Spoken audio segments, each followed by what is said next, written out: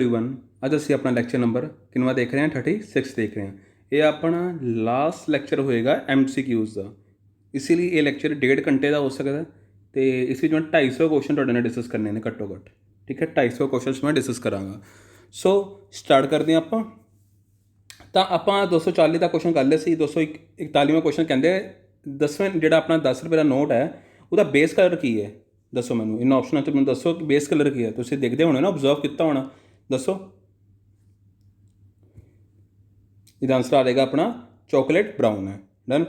RBI issued ₹200 denomination bank notes in the Mahatma Gandhi new series which as motif. हूँ तुम जिमें तुहानूं मैं 10 रुपये का मोटिव पूछा सी, इसी तरीके 200 रुपये का क्या मोटिव है, ठीक है। जो 200 नोट है उस तुहानूं की देखने को मिलता है इन चारों ऑप्शनों में, मैं दसो। रेड फोर्ट, सन टैंपल, मंगयालन, ठीक है, रानी की वाव, सांची स्तूपा। की देखने को मिलता तुहानूं 200 रुपये नोट से सांची स्तूपा देखने को मिलता है। तो 200 रुपये के नोट के बेस कलर की है, दसो किस कलर का 200 रुपये का नोट। एक ही है ब्राइट येलो है, ठीक है, सी ऑप्शन। अगला question, the window security thread of 200 bank note changes colour from dash to dash when the note is titled green to blue, green to yellow, green to red, green to violet, green to green.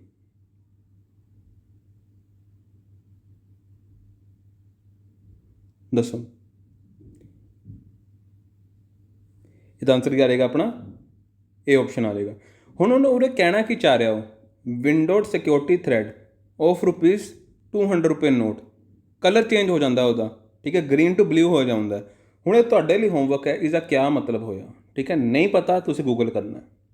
उरे मैं दसदा कोई चक्कर नहीं है, but ये तुहानूं तद समझ आएगा जो तुसीं आप ऑब्जरवेशन करोगे, क्योंकि तुहानूं मैं पेपर लिए तैयार कर रहा। पेपर विच ना तो मैं बैठा एक्सप्लेन करने लिए, ना उत्थे कोई नाल दा पर्सन तुहानूं एक्सप्लेन करेगा। तुसीं अपना दिमाग लड़ाना कहना कि चाह रहा है, ठीक है। कुछ क्वेश्चन विच ऐसे मैं देंदा जावांगा। How many angular bleed lines are present in the 200 रुपये नोट। किन्ने सारे सानूं एंगुलर ब्लीड लाइन्स देखने को मिलती हैं, दसो 200 रुपये के नोट से।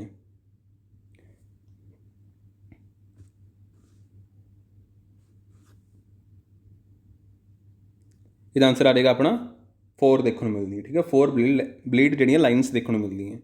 डन। उस तो बाद अगला question, what is the base colour of newly introduced 2000 rupees. क्या बेस कलर है 2000 रुपये नोट का, दसो। इसका आंसर की है मैजेंटा, ठीक है। Option 3 he the, I think misprint हो गया। उस तो बाद what is the motive of 2000 note. हूँ 200 रुपये 2000 रुपये नोट से तुहानूं किहड़ी चीज़ देखने को मिलती है इन्हां 5 चीज़ों चों, 4 चों। इसे तुहानूं मंगलयान देखने को मिलना, मंगलयान, ठीक है। और नाल अटैच करके लिखा पाया मंगलयान है, ठीक है। मैं पहले शायद गलत ना बोल के आवां तो माफ़ी चाहवांगा। मंगलयान देखने को मिलता। उस तो बाद जे आप गल करिए इसी तरीके का जो विंडो सिक्योरिटी थ्रैड है 2000 नोट से, वो कलर चेंज कर लैंदा अपना कि मतलब किस कलर तो किस कलर का हो जाता है, दसो मैनू। ये ग्रीन टू ब्लू हो जाऊँगा। How many angular blade lines देखने को मिल रही है 2000 नोट से, दसो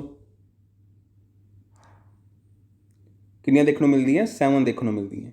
उस तो बाद 500 रुपये नोट का क्या मोटिव है, दसो।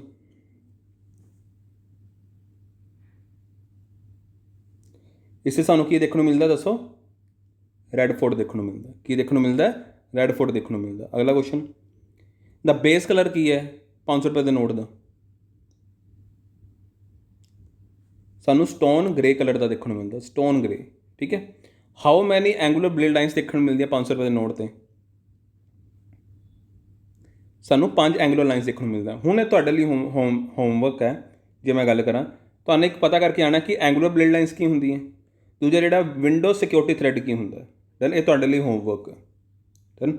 उस तो बाद what is the base colour of newly introduce 50 rupees currency note. जो 50 रुपये का नोट है उसका किहड़ा बेस कलर है, दसो इन्हां 4-5 ऑप्शनों विचों।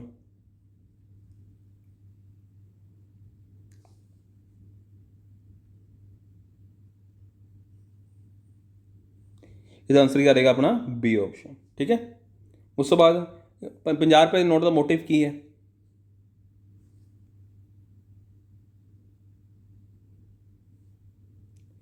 सॉरी जो 50 रुपये का करंसी नोट आपां नूं देखने को मिल रहा है उस पर आई थिंक फ्लोरेसेंट रेड नहीं होएगा, फ्लोरेसेंट ब्लू होएगा, ठीक है, सी ऑप्शन आएगा। अगला question, what is the motive of ₹50 bank note. दसो 50 रुपए नोट थानू की देखने को मिलता है?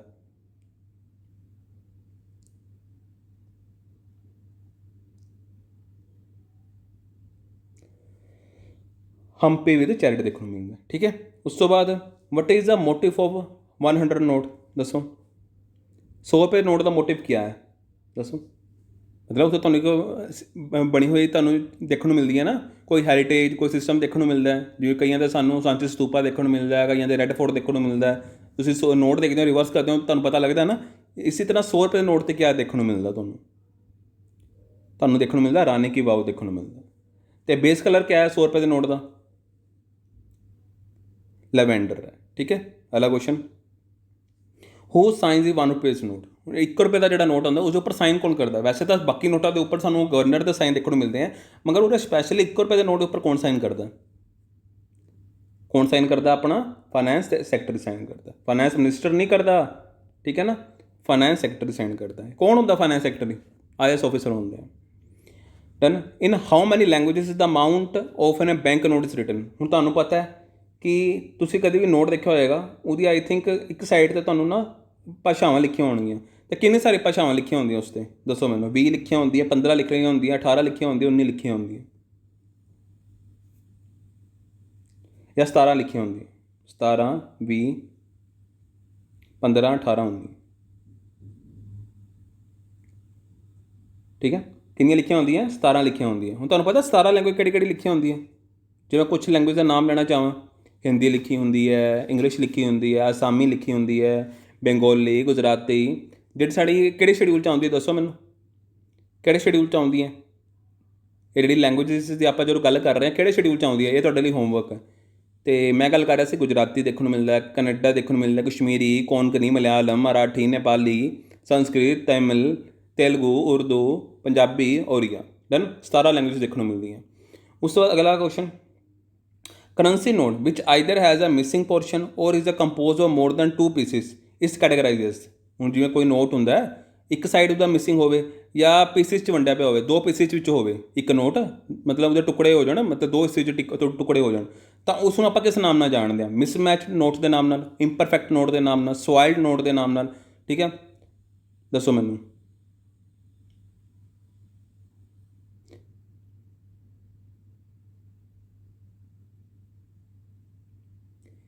या म्यूटिलेटेड नोट के नाम नाल। दसो इसका आंसर आ जाएगा अपना D option. A currency which is a Holi और partially obliterated, shrunk, washed, altered और indestructible but does not include a multilateral note। ਹੁਣ ਉਹ ਕਹਿੰਦੇ ਕੋਈ ਐਸਾ ਨੋਟ ਜੋ ਮਤਲਬ ਜਿਹਦੀ ਚਮਕ ਜੀ ਘਟ ਗਈ ਹੈ, ਠੀਕ ਹੈ, ਤੇ ਉਹ ਮਤਲਬ ਬਹੁਤ ਸਾਰਾ ਖੁਦਰਾ ਜਿਹਾ ਹੋ ਗਿਆ ਤੇ ਮਤਲਬ ਦਿਖਣ 'ਚ ਵੀ ਪੂਰਾ ਸਾਫ਼ ਨਹੀਂ ਦਿਖ ਰਿਹਾ, ਲਾਈਨਿੰਗ ਨਹੀਂ ਦਿਖ ਰਹੀ ਉਹਦੀ, ਠੀਕ ਹੈ। ਤੇ ਐਸੇ ਨੋਟ ਜੋ ਫਟਿਆ ਨਹੀਂ ਹੈ, ਠੀਕ ਹੈ, 2 ਹਿੱਸੇ ਵੀ ਨਹੀਂ ਹੋਏ, कोई कह रहा है ना मल्टीलेटरल नोट भी नहीं होया, मतलब हिस्से भी नहीं होए, बट है साबित है, बट श्रिंकुंग सब हट चुकी है, समझ गए। तो ऐसे नोट को आप की कहने, फिर ऐसे नोट को आप इंपरफेक्ट नोट कहने। A currency which has been formed by joining a half note of any one note to half note to of another note. दसो इसका मतलब तुम आप समझो, उरे मैं नहीं समझावांगा।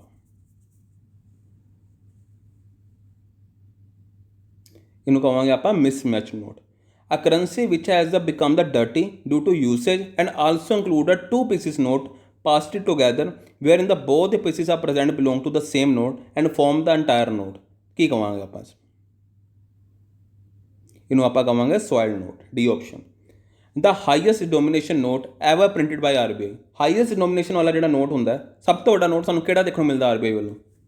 मतलब जा वो कर सकती है, कहने का भाव हो गया हाईएस्ट डिनोमिनेशन नोट जे RBI मतलब प्रिंटिड कर सकती है, किसी टाइम तो उसने प्रिंट किया भी सी, वो किहड़ा सी दसो मैनूं?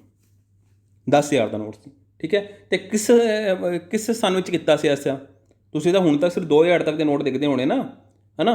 कोई टाइम ऐसा इस वेले 10,000 का भी नोट बनाया गया सी, किहड़े सन च बनाया गया सी? ये बनाया गया सी 1938। Done. Currency chest is the property of, ये तुहानूं मैं दस्सिया होया, ये चैप्टर स्पैशल कराया सी तुहानूं मैं।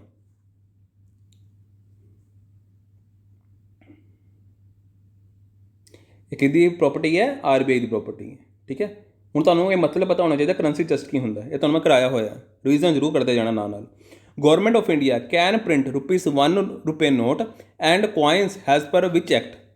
ਹੁਣ ਜਿਹੜੀ ਗੌਰਮੈਂਟ ਆਫ ਇੰਡੀਆ ਕੋਲ ਇਹ ਰਿਸਪੌਂਸਿਬਿਲਿਟੀ ਹੈ, ਯਾਨੀ ਕਿ ਇੱਕ ਪਾਵਰ ਹੈ ਉਹਨਾਂ ਕੋਲ ਕਿ ₹1 ਦਾ ਨੋਟ ਵੀ ਇਹ ਛਾਪ ਸਕਦੇ ਹੈ ਅਤੇ ਕੋਇਨਸ ਵੀ ਮਿੰਟ ਕਰ ਸਕਦੇ ਹੈ। ਤਾਂ ਉਹਨਾਂ ਨੂੰ ਇਹ ਜਿਹੜੀ ਪਾਵਰ ਹੈ ਕਿਸ ਕਾਨੂੰਨ ਦੇ ਦੁਆਰਾ ਮਿਲੀ ਹੋਈ ਹੈ, ਕਿਹੜਾ ਐਸਾ ਐਕਟ ਹੈ ਜਿਸ ਦੇ ਦੁਆਰਾ ਗੌਰਮੈਂਟ ਆਫ ਇੰਡੀਆ ਨੂੰ ਪਾਵਰ ਮਿਲੀ ਹੋਈ ਹੈ? ਹੈਗੀ ਕੋਇਨਸ ਐਕਟ 2011, ਠੀਕ ਹੈ। ਉਸ ਤੋਂ ਬਾਅਦ RBI has the sole right to issue the bank notes in India is defined in the RBI act 1984। ਕਹਿੰਦੇ ਜਿਵੇਂ RBI ਨੂੰ ਇਹ ਇਕੱਲਾ ਐਸਾ ਮਤਲਬ ਆਪਾਂ ਗੱਲ ਕਰੀ ਮੋਨੋਪੋਲੀ RBI ਕੋਲ ਕਿ ਉਹ ਬੈਂਕ ਨੋਟਸ ਇਕੱਲੀ ਉਹੀ ਇਸ਼ੂ ਕਰ ਸਕਦੀ ਹੈ, ਤਾਂ ਇਹ ਕਿਹੜੇ ਐਕਟ 'ਚ ਦਿੱਤਾ ਹੋਇਆ? RBI act 1984। ਬਟ ਉਹਨਾਂ ਨੇ ਸੈਕਸ਼ਨ ਪੁੱਛ ਲਿਆ ਕਿ ਕਿਸ ਸੈਕਸ਼ਨ ਵਿੱਚ RBI ਕੋਲ ਇਸ ਤਰ੍ਹਾਂ ਦੀ ਪਾਵਰ ਦੀ ਗੱਲ ਕੀਤੀ ਹੋਈ ਹੈ, ਕਿਹੜੇ ਸੈਕਸ਼ਨ ਵਿੱਚ ਕਿਹਾ ਹੋਇਆ? RBI ਐਕਟ 1984 ਦੇ ਕਿਹੜੇ ਸੈਕਸ਼ਨ ਵਿੱਚ ਗੱਲ ਕੀਤੀ ਹੋਈ ਹੈ? ਇਹ ਗੱਲ ਕੀਤੀ ਹੋਈ ਹੈ B ਸੈਕਸ਼ਨ ਵਿੱਚ, ਸੈਕਸ਼ਨ 22 ਸਬਸੈਕਸ਼ਨ 1। ਅਗਲਾ, what is the threshold limit up to which note can be issued by RBI? ਕਿੰਨੀ ਲਿਮਿਟ ਆ ਕਿ ਇਸ ਤੱਕ ਦਾ ਨੋਟ RBI ਛਾਪ ਸਕਦੀ ਹੈ? 10,000 ਰੁਪਏ ਦਾ ਨੋਟ, ਠੀਕ ਹੈ। 10,000 ਰੁਪਏ ਦਾ ਨੋਟ ਵੀ ਬਣਾ ਸਕਦੀ ਹੈ RBI, ਇਹ ਮੈਕਸਿਮਮ ਲਿਮਿਟ ਹੈ, ਠੀਕ ਹੈ। Threshold limit up to which coins can be issued as per coinage act. ਹੁਣ ਜੇ ਕੋਇਨੇਜ ਐਕਟ ਦੇ ਹਿਸਾਬ 'ਚ ਦੇਖੀਏ ਤਾਂ ਤੁਸੀਂ ਸਭ ਤੋਂ ਵੱਡਾ ਜਿਹੜਾ ਸਿੱਕਾ ਹੋਏਗਾ ਤੁਸੀਂ ਕਿਹੜਾ ਛਾਪ ਸਕਦੇ ਹੋ? ਇਹ ਹੋ ਸਕਦਾ 1000 ਰੁਪਏ ਦਾ। 1000 ਰੁਪਏ ਤੋਂ ਉੱਪਰ ਕੋਈ ਵੀ ਸਿੱਕਾ ਨਹੀਂ ਬਣ ਸਕਦਾ, ਸਿਰਫ 1000 ਰੁਪਏ ਤੋਂ ਹੀ ਸਿੱਕਾ ਬਣੇਗਾ। The law relating to the promissory note, bill of exchange and cheques are defined and amended under which act, ਠੀਕ ਹੈ।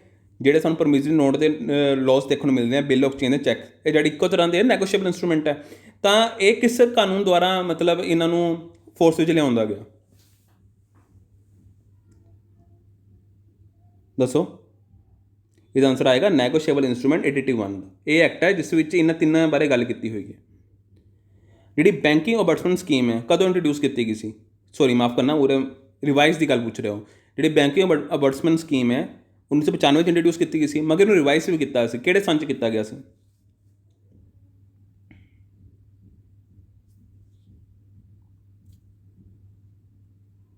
ਕਿਹੜੇ ਸੰਨ 'ਚ ਕੀਤਾ ਗਿਆ? ਦੱਸੋ। 2002 ਵਿੱਚ, ਠੀਕ ਹੈ। ਉਸ ਤੋਂ ਬਾਅਦ ਅਗਲਾ question, the modern banking in India originated in 80th century, ਠੀਕ ਹੈ। ਜਿਹੜੀ ਮਾਡਰਨ ਬੈਂਕਿੰਗ ਹੈ ਉਹ ਸਾਨੂੰ ਕਦੋਂ ਦੇਖਣ ਨੂੰ ਮਿਲਦੀ ਹੈ? 80th ਸੈਂਚੁਰੀ 'ਚ ਦੇਖਣ ਨੂੰ ਮਿਲਦੀ ਹੈ। ਤਾਂ ਉਸ ਦੌਰਾਨ ਸਭ ਤੋਂ ਪਹਿਲਾ ਬੈਂਕ ਕਿਹੜਾ ਸਾਹਮਣੇ ਆਇਆ ਸੀ ਜਿਸ ਵਿੱਚ ਸਾਨੂੰ ਪ੍ਰੋਫੈਸ਼ਨਲਿਜ਼ਮ ਦੇਖਣ ਨੂੰ ਮਿਲਿਆ? ਕਿਹੜਾ ਬੈਂਕ ਸਭ ਤੋਂ ਪਹਿਲਾਂ ਜਿਸ 'ਚ ਮਾਡਰਨ ਬੈਂਕਿੰਗ ਦੇਖਣ ਨੂੰ ਮਿਲਦੀ ਹੈ? General bank of India and the bank of Hindustan. Done, ਇਹ ਯਾਦ ਰੱਖਣਾ। ਅਗਲਾ question, the general bank of India ਕਦੋਂ ਸਟੈਬਲਿਸ਼ ਹੋਇਆ? ਇਹ ਇਸਟੈਬਲਿਸ਼ ਕਦੋਂ ਹੋਇਆ ਦੱਸੋ? ਉਰੇ ਲਿਖਿਆ ਨਹੀਂ ਹੋਇਆ, ਆਈ ਥਿੰਕ ਕੁਐਸਚਨ ਗਲਤ ਹੋ ਗਿਆ, ਉਰੇ ਮਿਸਪ੍ਰਿੰਟ ਹੋਇਆ ਪਿਆ।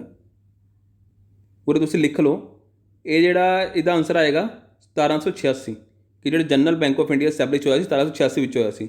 ਮਗਰ ਯਾਦ ਡੇਟ ਨਹੀਂ ਟਿਕ ਪਾਇਆ, ਇਸ ਨੂੰ ਆਈ ਥਿੰਕ 1790 ਜਾਂ 91 ਵਿੱਚ ਇਹ ਫੇਲਡ ਹੋ ਗਿਆ ਸੀ, ਬੰਦ ਕਰ ਦਿੱਤਾ ਗਿਆ ਸੀ। The oldest survive joint stock company, sorry ਮਾਫ ਕਰਨਾ, oldest survived joint stock bank, ਮੈਂ ਕੰਪਨੀ ਕਹਿ ਗਿਆ, ਕਿਹੜੀ ਹੈ ਦੱਸੋ ਜਿਹੜੀ ਹਾਲੇ ਤੱਕ ਚੱਲ ਰਹੀ ਹੈ? ਜੁਆਇੰਟ ਸਟਾਕ ਬੈਂਕ ਦੀ ਗੱਲ ਕੀਤੀ ਉਹਨਾਂ ਨੇ,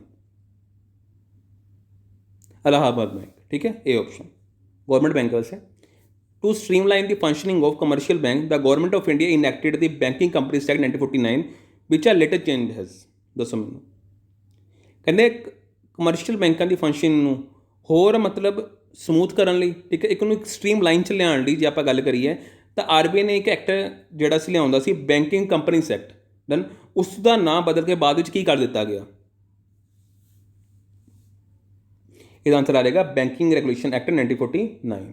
ਅਗਲਾ question, the imperial bank of India transferred into state bank of India in which year? ਹੁਣ ਤੁਸੀਂ ਮੈਨੂੰ ਦੱਸੋ, ਇਹ ਤੁਹਾਨੂੰ ਮੈਂ ਕਰਾਇਆ ਹੋਇਆ, ਇਹ ਤੁਹਾਡੇ ਲਈ ਕੁਐਸਚਨ ਹੈ, ਉਹਦਾ ਉਰੇ ਮੈਂ ਆਨਸਰ ਨਹੀਂ ਦੱਸਾਂਗਾ। ਅਗਲਾ question, the state bank of India subsidiary bank act was pass in which year enabling the state bank of India to take over the 8 former state associated bank? ਦੱਸੋ ਮੈਨੂੰ। ਇਹ ਵੀ ਤੁਹਾਨੂੰ ਮੈਂ ਕਰਾਇਆ ਹੋਇਆ, ਉਹਦੇ ਕੋਈ ਐਕਸਪਲੇਨੇਸ਼ਨ ਨਹੀਂ ਹੋਏਗੀ।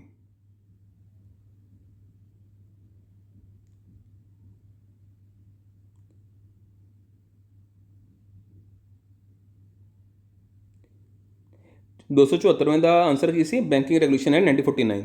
आई थिंक पता नहीं मैं दस्या नहीं दस्या तुहानूं। चलो अगला क्वेश्चन, माफ़ करना। How many commercial banks in the private sector were nationalize in the 19 July 1969, जिन्हों का डिपॉजिट 50 करोड़ तो उपर सी। किन्ने ऐसे कमर्शियल बैंक्स नूं सरकारी बैंक बनाया गया 19 जुलाई 1969 ਨੂੰ? ਇਹ ਵੀ ਤੁਹਾਨੂੰ ਮੈਂ ਦੱਸਿਆ ਹੋਇਆ, ਉਰੇ मैं नहीं दसांगा। अगला question, in 1980 another 6 more commercial banks with deposits of above nationalized, ठीक है, कि 1980 ਚ ਫਿਰ 6 ਹੋਰ ਬੈਂਕਾਂ ਨੂੰ ਜਿਹੜੇ ਪ੍ਰਾਈਵੇਟ ਬੈਂਕ ਸੀ ਉਹਨਾਂ ਨੂੰ ਸਰਕਾਰੀ ਬੈਂਕ ਬਣਾਇਆ ਗਿਆ, ਮਗਰ ਇੱਕ ਲਿਮਿਟ ਲਗਾਈ ਗਈ ਕਿ ਉਹਨਾਂ ਦਾ ਡਿਪੋਜ਼ਿਟ ਕਿੰਨਾ ਹੋਣਾ ਚਾਹੀਦਾ। ਪਹਿਲੇ 5 ਕਰੋੜ ਸੀ, ਹੁਣ ਕਿੰਨਾ ਹੋਣਾ ਚਾਹੀਦਾ ਦੱਸੋ? 200 ਕਰੋੜ, ठीक है, कितना 200 करोड़। अगला question, in 1975 a new set of banks called the RRB where setup based on the recommendation of working group headed by, ਜਿਹੜੇ RRB बैंक निकल के सामने आए किस कमेटी की मतलब रिकमेंडेशन निकल के सामने आए, उसका हैड कौन सी, ये पूछ रहे हैं वो, नरसिम्हा कमेटी, ठीक है। नरसिम्हा कमेटी ने कहा कि ਤੁਸੀਂ रीजनल रूरल बैंक्स लेके आओ, समझ गए। Deposit insurance corporation of India was established in January 1962 to ensure the safety of deposits, ये समझ गए ना। ਉਹ ਸਮੋਲ ਡਿਪੋਜ਼ਿਟਰ ਇਨ ਬੈਂਕ, ਜਿਸ ਵਿੱਚ ਸਾਨੂੰ ਹੁਣ ਬਜਟ ਵਿੱਚ 5 ਲੱਖ ਕਰ ਦਿੱਤਾ ਗਿਆ ਕਿ ਤੁਹਾਡਾ 5 ਲੱਖ ਤੱਕ ਤੁਹਾਡਾ ਇੰਸ਼ੋਰਡ ਹੈ, ਤਾਂ ਕਿਸ ਐਕਟ ਦੁਆਰਾ ਇਸ ਨੂੰ ਇਨਫੋਰਸ ਵਿੱਚ ਲਿਆਉਂਦਾ ਗਿਆ? ਇਸ ਤਰ੍ਹਾਂ ਦੀ ਕਾਰਪੋਰੇਸ਼ਨ ਨੂੰ ਕਿਸ ਐਕਟ ਦੁਆਰਾ ਇਨਫੋਰਸ ਵਿੱਚ ਲਿਆਉਂਦਾ ਗਿਆ? डी ऑप्शन आ जाएगा, डिपॉजिट इंश्योरेंस कॉर्पोरेशन एक्ट 1961। अगला question, the agriculture refinance corporation यानी कि ARC set up by RBI in which year to provide the funds by of refinance, दसो मैंने। इसका आंसर आ जाएगा अपना 1963। अगला question, national credit council set up in the to assist the RBI government to allocate the credit according to plan authorities, दसो मैंने। एक नैशनल क्रेडिट काउंसिल बनाया गया, ठीक है, जो असिस्ट करेगा RBI ਨੂੰ ਤੇ ਗਵਰਨਮੈਂਟ ਨੂੰ, ਕਾਹਦੇ ਲਈ ਕਿ ਜਿਹੜਾ ਤੁਸੀਂ ਕ੍ਰੈਡਿਟ, ਠੀਕ ਹੈ, ਤੁਹਾਡਾ ਜਿਹੜਾ ਕ੍ਰੈਡਿਟ ਹੈ ਉਹ ਤੁਸੀਂ ਲੋਕੇਟ ਕਰਨਾ ਹੈ, ਉਹ ਕਿਸ ਪਲਾਨ ਦੇ ਹਿਸਾਬ 'ਤੇ ਤੁਸੀਂ ਕਰੋਗੇ, ਕਿਹੜੀ ਕਿਸ ਨੂੰ ਪ੍ਰਾਇਓਰਟੀ ਪਹਿਲੇ ਦੋਗੇ, ਠੀਕ ਹੈ, ਉਸ ਹਿਸਾਬ ਸਿਰ ਆਪਣੇ ਜਿਹੜੇ ਤੁਹਾਡੇ ਪੈਸਾ ਤੁਹਾਡਾ, ਠੀਕ ਹੈ, ਜੋ ਤੁਹਾਨੂੰ ਲੋਨ ਦੁਆਰਾ ਲਿੱਤਾ ਹੋਇਆ ਡਨ, ਭਾਵੇਂ ਤੁਸੀਂ ਪਬਲਿਕ ਤੋਂ ਲਿੱਤਾ ਹੈ, ਭਾਵੇਂ ਤੁਸੀਂ ਕਿਸੇ ਬਾਹਰਲੇ ਬੈਂਕਾਂ ਤੋਂ ਲਿੱਤਾ ਹੈ, ਜਿਵੇਂ ਵਰਲਡ ਬੈਂਕ ਤੋਂ ਲਿੱਤਾ, ਉਹਨਾਂ ਪੈਸਿਆਂ ਨੂੰ ਤੁਸੀਂ ਕਿਸ ਤਰ੍ਹਾਂ ਲੋਕੇਟ ਕਰਨਾ, ਉਹਦੇ ਲਈ ਇੱਕ ਕੀ ਬਣਾਇਆ ਗਿਆ? NCC ਬਣਾਇਆ ਗਿਆ, ਨੈਸ਼ਨਲ ਕ੍ਰੈਡਿਟ ਕਾਊਂਸਿਲ। ਤਾਂ ਕਿਹੜੇ ਸਾਲ ਵਿੱਚ ਬਣਾਇਆ ਗਿਆ? ਇਹਦਾ ਆਨਸਰ ਆ ਜਾਏਗਾ 1968। Board for financial supervision was set up with the RBI to attend the exclusively to supervise the functions and provide the effective supervision in an integrated manner over the banking system, financial institution, NBFC, other para banking financial institution. The board was constituted in which year? ਦੱਸੋ ਮੈਨੂੰ।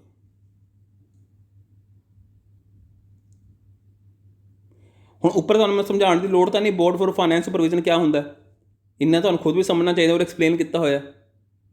ਸਮਝੋ ਆਪ ਕੀ ਕਹਿਣਾ ਚਾਹ ਰਹੇ ਨੇ board of finance supervision, ਠੀਕ ਹੈ।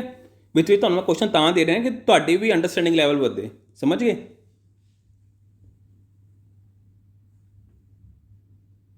ਇਹਦਾ ਆਨਸਰ ਕੀ ਆ ਜਾਏਗਾ? 1994, ਠੀਕ ਹੈ, 1994।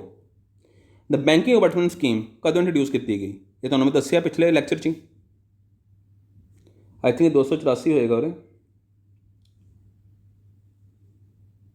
इसका आंसर आ जाएगा अपना, दसो, 1949, ठीक है, समझ गए।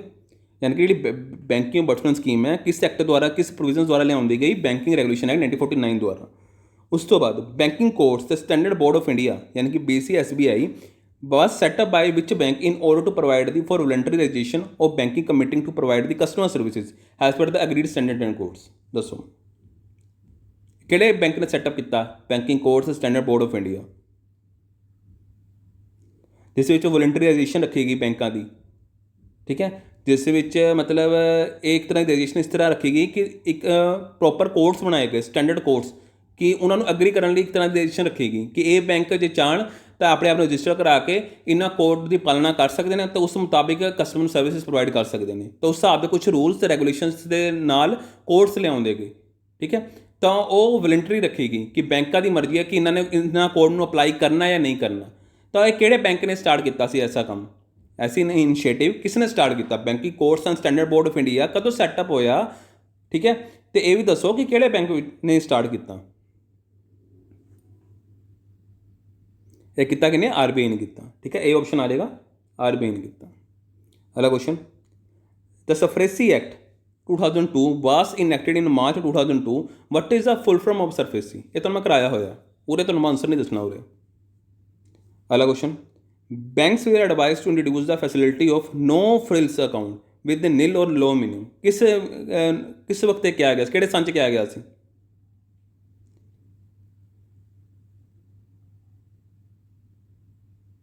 इसका आंसर आ जाएगा सी 2005। The government unveiled a 7-point plan encompassing 20,000 crore immediate fund infusion, creation of single holding company and minimize the political interference for PSBs. The government has named it. दसो ये भी तुहानू मैं कराया होया। इसका आंसर आ जाएगा अपना, दसो, इंद्रधनुष। कराया नहीं कराया, याद है? इंद्रधनुष also include the setting up for a broad level appointments and a performance level based monitoring mechanism। दसो मैनू कि इंद्रधनुष ने की सैटअप करने की गल की जिस जी अपॉइंटमेंट होएगी तो जी परफॉर्मेंस बेस्ड मोनिटरिंग सिस्टम होएगा उसके लिए एक प्रॉपर ऑर्गेनाइजेशन या एक बोर्ड बनाया गया या एक ब्यूरो बनाया गया, ठीक है, जो इन्होंने चीज़ों को देखेगा, अपॉइंटमेंट लैवल्स को देखेगा, परफॉर्मेंस को मोनीटर करेगा, एक मैकेनिज्म बनाया गया। तो वह किहड़ा मैकेनिज्म सी, किहड़ा बोर्ड, किहड़ा ब्यूरो इंद्रधनुष में इंकलूड किया गया सी? इंद्रधनुष की है एक 7-point प्रोग्राम है जो बैंकों को दोबारा खड़ा करने लई सी। तो उस एक वन ऑफ द इनिशिएटिव सी इंद्रधनुष का कि असी ये चीज़ भी करांगे। तो किहड़ी चीज़ सी दसो? इसका आंसर आ जाएगा अपना बैंक बोर्ड ब्यूरो, जिसके बारे तुहानू मैं बहुत विस्तार से समझाया। Under the Indradhanush scheme the government had decided that the CEO will get the designation of, ठीक है, CEO ਨੂੰ ਕਿਹੜੀ डेजिग्नेशन मिलेगी इंद्रधनुष स्कीम के अंडर? जो कोई CEO है उसको ਕਿਹੜੀ डेजिग्नेशन मिलेगी दसो मैनू? वो की नाम ना जाना जाएगा? वो हुण MD तो CEO के नाम ना जाना जाएगा। Government has directed that candidates were also allowed to apply for the position of MD CEO of the 5 top banks, ठीक है। दसो किहड़े किहड़े बैंक की गल की उन्होंने?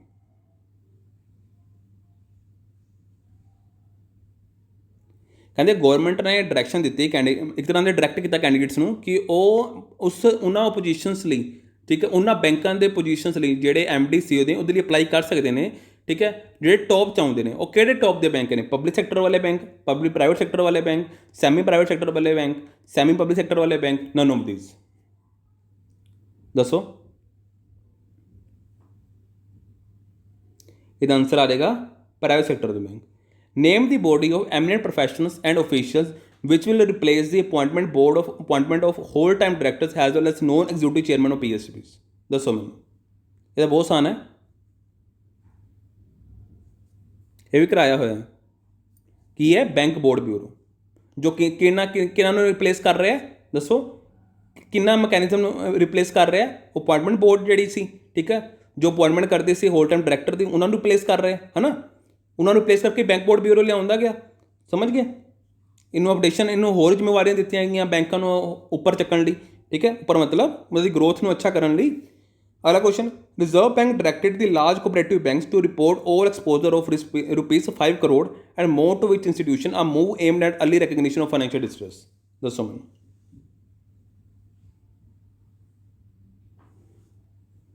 वो कहते कि RBI कहता एक तरह का उन्होंने direction the large cooperative banks को कि तुसी रिपोर्ट करनी है उन्होंने सारे एक्सपोजर की, एक्सपोजर मतलब उन्होंने सारे लोन की जिन्हों का 5 करोड़ तो उपर की लिमिट है, किहड़े इंस्टीट्यूशन उन्होंने कहा किहड़े इंस्टीट्यूशन करनी है, ताकि असी ये देख सकीए, ये रिकग्निशन कर सकीए, अर्ली रिकग्निशन कर सकीए कि जो फाइनेंशियल डिस्ट्रेस वो कितना है।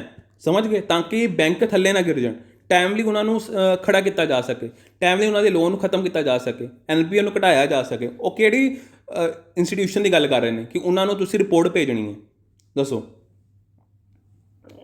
ये गल कर रहे हैं CRILC, ठीक है, CRILC की है पूरा नाम CRILC? दसो, central repository of information on large credits.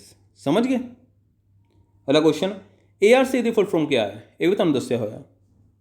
दसो, एसेट रिकंस्ट्रक्शन कंपनी, ठीक है।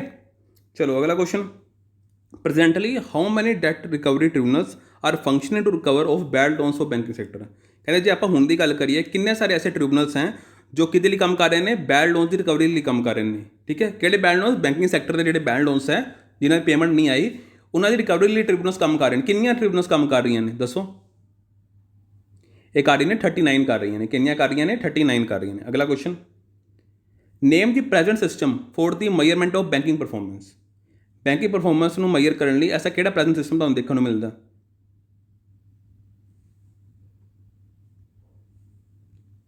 Statement of intent, COI। ਠੀਕ ਹੈ। ਉਸ ਤੋਂ ਬਾਅਦ ਅਗਲਾ question, government has announced a new framework of to be measured for performance of PSBs। Government ਨੇ ਐਸਾ ਕਿਹੜਾ ਨਵਾਂ ਫਰੇਮਵਰਕ ਅਨਾਊਂਸ ਕੀਤਾ ਜਿਹਦੇ ਨਾਲ ਆਪਾਂ ਜਿਹੜੀ ਪਬਲਿਕ ਸੈਕਟਰ ਬੈਂਕਾਂ ਦੀ ਜਿਹੜੀ ਪਰਫਾਰਮੈਂਸ ਨੂੰ ਮੈਜ਼ਰ ਕੀਤਾ ਜਾ ਸਕਦਾ? ਕਿਹੜਾ ਕੀਤਾ? ਕੀ performance indicators. Then the process of governance reform started with the conclave of PSBs and FIS organized in Pune name has, ਦੱਸੋ ਮੈਨੂੰ। ਕਹਿੰਦੇ ਜਿਹੜਾ ਆਪਾਂ ਗਵਰਨੈਂਸ ਰਿਫਾਰਮਸ ਲਿਆਉਣਾ ਚਾਹੁੰਦੇ ਹਾਂ ਉਹਦੇ ਪ੍ਰੋਸੈਸ ਨੂੰ ਸਟਾਰਟ ਕਰਨ ਲਈ ਇੱਕ ਕਨਕਲੇਵ ਤਿਆਰ ਕੀਤਾ ਗਿਆ। ਠੀਕ ਹੈ। PSB ਤੇ FIS ਦਾ। ਠੀਕ ਹੈ। ਮਤਲਬ ਇੱਕ ਤਰ੍ਹਾਂ ਸੈਸ਼ਨ ਬਣਾਇਆ ਗਿਆ। ਤਾਂ ਉਹ ਸੈਸ਼ਨ ਆਰਗੇਨਾਈਜ਼ ਇਨ ਪੂਨੇ ਕਿਸ ਨਾਮ ਨਾਲ ਕੀਤਾ ਗਿਆ, ਜਿਸ ਵਿੱਚ ਆਪਾਂ ਇਸ ਤਰ੍ਹਾਂ ਦੀ ਗੱਲਾਂ ਕਰਾਂਗੇ ਕਿ ਕਿਸ ਤਰ੍ਹਾਂ ਗਵਰਨੈਂਸ ਨੂੰ ਰਿਫਾਰਮ ਕਰਨਾ, ਕੀ ਕੀ ਚੀਜ਼ਾਂ ਕਰਨੀਆਂ ਨੇ, ਕਿਹੜੇ ਕਿਹੜੇ ਪੈਰਾਮੀਟਰ ਉੱਪਰ ਧਿਆਨ ਦੇਣਾ। ਤਾਂ ਉਸ ਆਰਗੇਨਾਈਜ਼ਡ ਪ੍ਰੋਗਰਾਮ ਦਾ ਕੀ ਨਾਮ ਸੀ?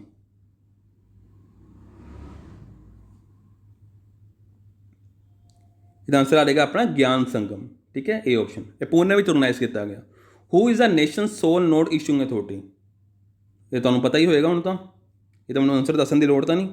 ਚਲੋ, ਪ੍ਰੋਵਿਸ਼ਲੀ ਮਾਫ ਕਰਨਾ, just a minute. Provisionally BSBDA was known as, ਦੱਸੋ।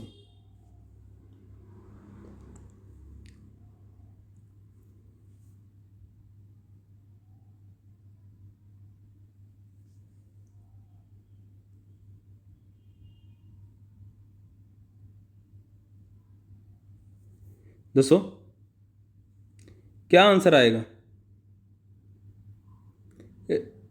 ਦੱਸੋ। Non frills account. ਠੀਕ ਹੈ। BSBD ਨੂੰ ਕੀ ਕਹਿੰਦੇ ਆਪਾਂ? ਨੋਨ ਫ੍ਰਿਲਸ ਅਕਾਊਂਟ ਕਹਿੰਦੇ। Reserve money represent the total monetary liabilities of the RBI, it is indicated by which symbol. ਦੱਸੋ ਮੈਨੂੰ।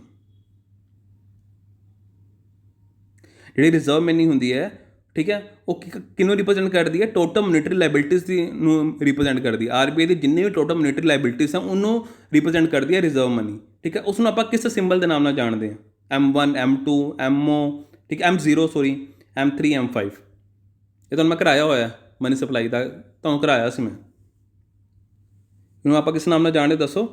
ਇਸ ਨੂੰ ਆਪਾਂ ਕਿਸ ਨਾਮ ਨਾਲ ਜਾਣਦੇ ਹਾਂ? M0 ਦੇ ਨਾਮ ਨਾਲ ਜਾਣਦੇ। ਇਸ ਵਿੱਚ ਸਾਨੂੰ ਜਿਹੜਾ ਸਰਕੂਲੇਸ਼ਨ ਹੈ ਕੀ ਦੇਖਣ ਨੂੰ ਮਿਲਦਾ M0 ਵਿੱਚ? ਜਿਹੜੀ ਕਰੰਸੀ ਸਰਕੂਲੇਸ਼ਨ ਵਿੱਚ ਹੈ, plus bank deposit with RBI ਤੇ ਅਦਰ ਡਿਪੋਜ਼ਿਟ ਵਿਦ RBI। ਠੀਕ ਹੈ। ਇਹਨਾਂ ਸਾਰੇ ਚੀਜ਼ਾਂ ਨੂੰ ਜਦੋਂ ਆਪਾਂ ਇੱਕ ਨਾਮ ਨਾਲ ਜਾਣਦੇ ਹਾਂ ਉਸ ਨੂੰ ਆਪਾਂ M0 ਕਹਿੰਦੇ ਹਾਂ। ਡਨ। ਉਸ ਤੋਂ ਬਾਅਦ PMJDY। ਠੀਕ ਹੈ। ਇਹ ਦੀ ਫੁੱਲ ਫਾਰਮ ਕਿਆ ਹੈ? ਯੋਜਨਾ ਕੋਈ ਦੱਸੋ। ਬਹੁਤ ਆਸਾਨ ਹੈ। ਪ੍ਰਧਾਨ ਮੰਤਰੀ ਜਨ ਧਨ ਯੋਜਨਾ। ਅਗਲਾ ਕੁਐਸਚਨ, ਪ੍ਰਧਾਨ ਮੰਤਰੀ ਜਨ ਧਨ ਯੋਜਨਾ ਕਦੋਂ ਲਾਂਚ ਕੀਤਾ ਗਿਆ? ਕਦੋਂ ਲਾਂਚ ਕੀਤਾ ਗਿਆ ਦੱਸੋ? 28 ਅਗਸਤ 2014। ਠੀਕ ਹੈ। ਉਸ ਤੋਂ ਬਾਅਦ ਪ੍ਰਧਾਨ ਮੰਤਰੀ ਜਨ ਧਨ ਯੋਜਨਾ ਦਾ ਏਮ ਕੀ ਸੀ? ਇਹਦਾ ਏਮ ਹੈਗਾ ਸੀ ਫਾਈਨੈਂਸ਼ੀਅਲ ਇਨਕਲੂਜਨ ਕਰਨਾ। ਠੀਕ ਹੈ। ਉਸ ਤੋਂ ਬਾਅਦ ਵਟ ਇਜ਼ ਦ ਟੈਗਲਾਈਨ ਆਫ ਪ੍ਰਧਾਨ ਮੰਤਰੀ ਜਨ ਧਨ ਯੋਜਨਾ। ਪ੍ਰਧਾਨ ਮੰਤਰੀ ਜਨ ਧਨ ਯੋਜਨਾ ਦੀ ਟੈਗਲਾਈਨ ਕਿਆ ਸੀ? ਇਹ ਟੈਗਲਾਈਨ ਸੀ ਮੇਰਾ ਖਾਤਾ ਭਾਗਿਆ ਵਿਧਾਤਾ। D option. ਅਗਲਾ question, RuPay debit card is introduced by. ਠੀਕ ਹੈ। ਜਿਹੜਾ ਰੁਪੇ ਡੈਬਿਟ ਕਾਰਡ ਸੀ ਕਿਸ ਨੇ ਇੰਟਰੋਡਿਊਸ ਕੀਤਾ? ਇਹਦਾ ਬਹੁਤ ਆਸਾਨ ਹੈ। ਇਹਦਾ ਆਨਸਰ ਆ ਜਾਏਗਾ ਆਪਣਾ NPCI ਨੇ। ਠੀਕ ਹੈ। National payments corporation of India. M2 is equal to, ਦੱਸੋ ਮੈਨੂੰ। ਹੁਣ ਜੇ M0 ਆਪਾਂ ਨੇ ਦੇਖਿਆ, ਠੀਕ ਹੈ, ਕਰੰਟ ਸਰਕੂਲੇਸ਼ਨ ਵਿੱਚ ਜਿਹੜੀਆਂ ਮਨੀ ਹੁੰਦੀ ਹੈ ਜੋ ਆਪਾਂ ਨੇ ਸਮਝਣ ਦੀ ਕੋਸ਼ਿਸ਼ ਕੀਤੀ, ਉਹ ਅਤੇ ਹੋਰ ਕਿਹੜੀ ਹੁੰਦੀ ਹੈ? ਬੈਂਕ ਡਿਪੋਜ਼ਿਟ ਵਿਦ RBI ਤੇ ਅਦਰ ਡਿਪੋਜ਼ਿਟ ਵਿਦ RBI। ਇਹਨੂੰ ਆਪਾਂ M0 ਦੇ ਨਾਮ ਨਾਲ ਜਾਣਦੇ ਹਾਂ। ਅਤੇ M1 ਕਿਸ ਦੇ ਨਾਮ ਨੂੰ ਜਾਣਦੇ ਹਾਂ ਆਪਾਂ? M1 'ਚ ਕਿਹੜੀ ਕਿਹੜੀ ਚੀਜ਼ਾਂ ਹੁੰਦੀਆਂ ਦੱਸੋ ਮੈਨੂੰ। ਸੋਰੀ ਮਾਫ ਕਰਨਾ, M1 ਕਿਹਾ ਗਿਆ। M2 ਕਿਸ ਦੇ ਇਕੁਅਲ ਹੈ? M2 ਹੈਗਾ M1 plus short term deposit with banks. ਠੀਕ ਹੈ। ਜੇ ਆਪਾਂ ਨੂੰ ਇਕੱਠਾ ਕਰ ਦਈਏ ਤਾਂ ਇਸ ਨੂੰ ਆਪਾਂ M2 ਦੇ ਨਾਮ ਨਾਲ ਜਾਣਦੇ ਹਾਂ। ਠੀਕ ਹੈ। ਉਸ ਤੋਂ ਬਾਅਦ PMSBY ਦਾ ਕਿਆ ਮਤਲਬ ਹੋਇਆ? ਪ੍ਰਧਾਨ ਮੰਤਰੀ ਸੁਰੱਖਿਆ ਬੀਮਾ ਯੋਜਨਾ। ਪ੍ਰਧਾਨ ਮੰਤਰੀ ਸੁਰੱਖਿਆ ਬੀਮਾ ਯੋਜਨਾ। ਉਸ ਤੋਂ ਬਾਅਦ ਅੱਗੇ ਦੇਖੋ, ਅਗਲਾ ਕੁਐਸਚਨ ਹੈ, ਵਟ is the minimum and maximum age at which level enrol ਦੀ ਪ੍ਰਧਾਨ ਮੰਤਰੀ ਜੀਵਨ ਜੋਤੀ ਬੀਮਾ ਯੋਜਨਾ। ਦੱਸੋ ਮਿਨੀਮਮ ਤੇ ਮੈਕਸਿਮਮ ਏਜ ਕਿੰਨੀ ਹੋ ਸਕਦੀ ਹੈ ਇਸ ਯੋਜਨਾ ਨੂੰ ਇਨਰੋਲ ਕਰਨ ਲਈ? ਕਿੰਨੀ ਹੋਣੀ ਚਾਹੀਦੀ ਹੈ? ਇਹਦਾ ਆਨਸਰ ਆ ਜਾਏਗਾ ਆਪਣਾ ਮਿਨੀਮਮ ਏਜ 18 ਤੇ ਮੈਕਸਿਮਮ ਏਜ 50 ਸਾਲ। ਅਗਲਾ question, what is the premium ਪਰ Ennum that is paid under the PMJJBY? ਦੱਸੋ ਤੁਸੀਂ ਕਿੰਨਾ ਪ੍ਰੀਮੀਅਮ ਭਰਨਾ ਹੈ? ਤੁਸੀਂ ਭਰਨਾ ਕਿੰਨਾ ਹੈ? 330 ਰੁਪਏ, ਠੀਕ ਹੈ, ਪਰ ਐਨਮ। ਇੱਕ ਸਾਲ ਵਿੱਚ ਤੁਹਾਨੂੰ 330 ਰੁਪਏ ਭਰਨੇ ਨੇ। ਜਨ ਓਕੇ, ਸਮਝ ਗਏ? ਉਸ ਤੋਂ ਬਾਅਦ ਅੱਗੇ ਦੇਖੋ, ਕਹਿੰਦੇ ਡੈਥ ਬੈਨੀਫਿਟ ਕੀ ਮਿਲਦਾ ਸਾਨੂੰ ਇਸ ਯੋਜਨਾ ਦੇ ਅੰਡਰ। ਪਹਿਲੇ ਤੁਸੀਂ ਮੈਨੂੰ ਇਹ ਦੱਸੋ, ਤੁਹਾਡੇ ਲਈ ਫੁੱਲ ਫਾਰਮ ਹੈ ਮਤਲਬ ਤੁਹਾਡੇ ਲਈ ਹੋਮਵਰਕ ਹੈ ਇੱਕ ਤਰ੍ਹਾਂ ਦਾ, PMJJBY ਦੀ ਫੁੱਲ ਫਾਰਮ ਕਿਆ ਹੈ? ਪਹਿਲੇ ਤਾਂ ਇਹ ਦੇਖ ਕੇ ਆਓ। ਚਲੋ ਇਹ ਦੱਸੋ ਡੈਥ ਬੈਨੀਫਿਟ ਕੀ ਮਿਲਦਾ ਇਸ ਵਿੱਚ?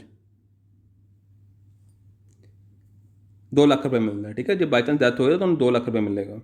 ਅ person having which type of account can option for PMJJBY? ਕਿਸ ਤਰ੍ਹਾਂ ਦੇ ਅਕਾਊਂਟ ਨੂੰ ਮਤਲਬ ਆਪਸ਼ਨ ਹੁੰਦੀ ਹੈ ਕਿ ਇਹ ਯੋਜਨਾ ਪਾ ਸਕਦਾ? ਸੇਵਿੰਗ ਅਕਾਊਂਟ ਕੋ, ਠੀਕ ਹੈ।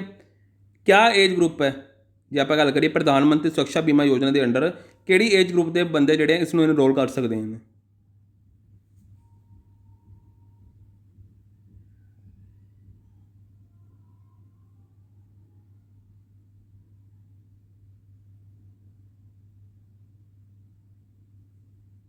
अठारह तो 70 साल की उम्र है, ठीक है, ए ऑप्शन आ जाएगा। The risk coverage under the PMSBY scheme, risk cover कितना मिलता ਤੁਹਾਨੂੰ ਇਸ ਦੇ ਅੰਡਰ, ਇਸ ਯੋਜਨਾ ਦੇ ਅੰਡਰ?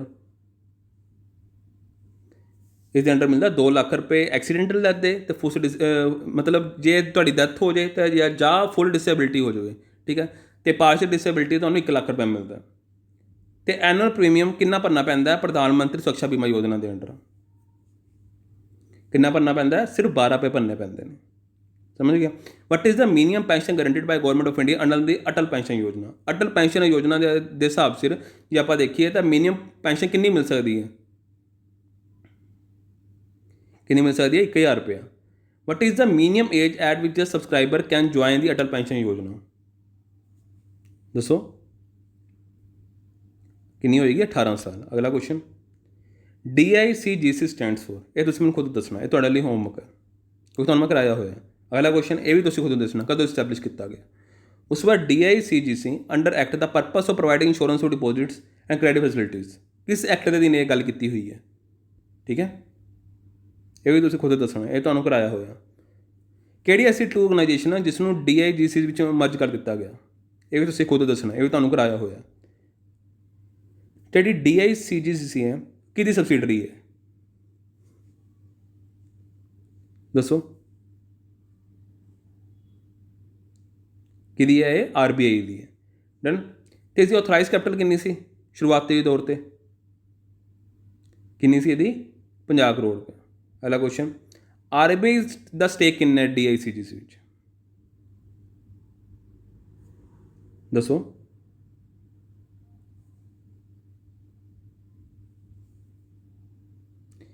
RBI का फुल 100% स्टेक है क्योंकि ये RBI की ही कंपनी है।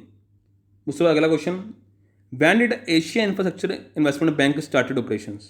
AIIB के ऑपरेशन कदों स्टार्ट हुए? 2016 which country the largest share holder in Asia infrastructure bank? AIIB विच सब तो बड़ा लार्जेस्ट शेयर होल्डर कौन है तुहाडे हिसाब से? कौन होता है? चाइना। तो सैकेंड कौन है? इंडिया। टोटल अप्रूवड मैंबरशिप कितनी है AIIB की? कितने मैंबर हैं टोटल? दसो कितने हैं? 102। आर गांधी कमेटी ने की रिकमेंड किया सी?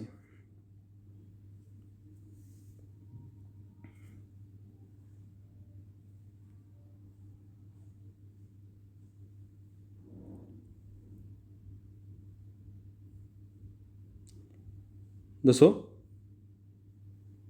गवर्नमेंट सिक्योरिटीज़ बारे रिकमेंड किया सी? की रिकमेंड किया सी? दसो मैनू। आर गांधी ने गवर्नमेंट सिक्योरिटीज़ से लैके क्या किया सी?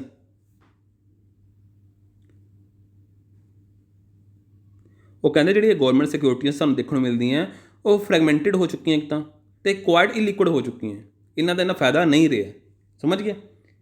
उस तो बाद MV नायर कमेटी ने की बस रिकमेंडेड फॉर, मतलब उन्होंने कुछ सुझाव दिते सी किन्ना चीज़ों लैके? जिहड़ा उपर मैं तुहानूं पढ़ाया ना आर गांधी कमेटी, उन्होंने गवर्नमेंट सिक्योरिटीज़ को लैके कुछ इंप्रूवमेंट करने कुछ सुझाव दिते सी।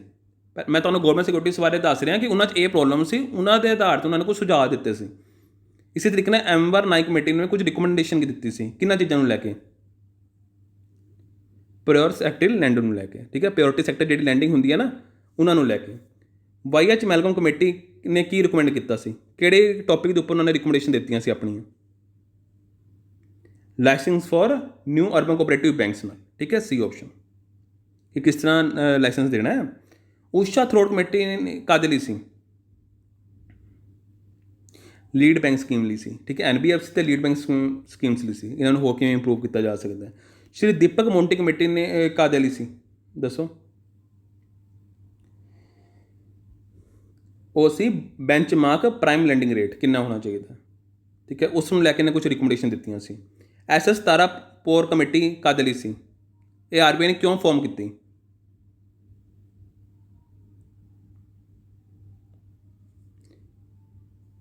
ਇਸ ਵਿੱਚ ਇਹ ਦੇਖਣ ਲਈ ਕੀਤੀ ਜਿਹੜਾ ਕੈਪੀਟਲ ਅਕਾਊਂਟ ਹੈ ਉਸਦੀ ਕਨਵਰਟੇਬਿਲਿਟੀ ਇਨ ਇੰਡੀਆ ਕਿਸ ਤਰ੍ਹਾਂ ਹੋ ਸਕਦੀ ਹੈ, ਸਮਝ ਗਏ। HR ਖਾਨ ਕਮੇਟੀ ਨੇ ਕਿਆ ਰਿਕਮੈਂਡੇਸ਼ਨ ਦਿੱਤੀਆਂ, ਕਿਸ ਚੀਜ਼ ਨੂੰ ਲੈ ਕੇ ਰਿਕਮੈਂਡੇਸ਼ਨ ਦਿੱਤੀਆਂ,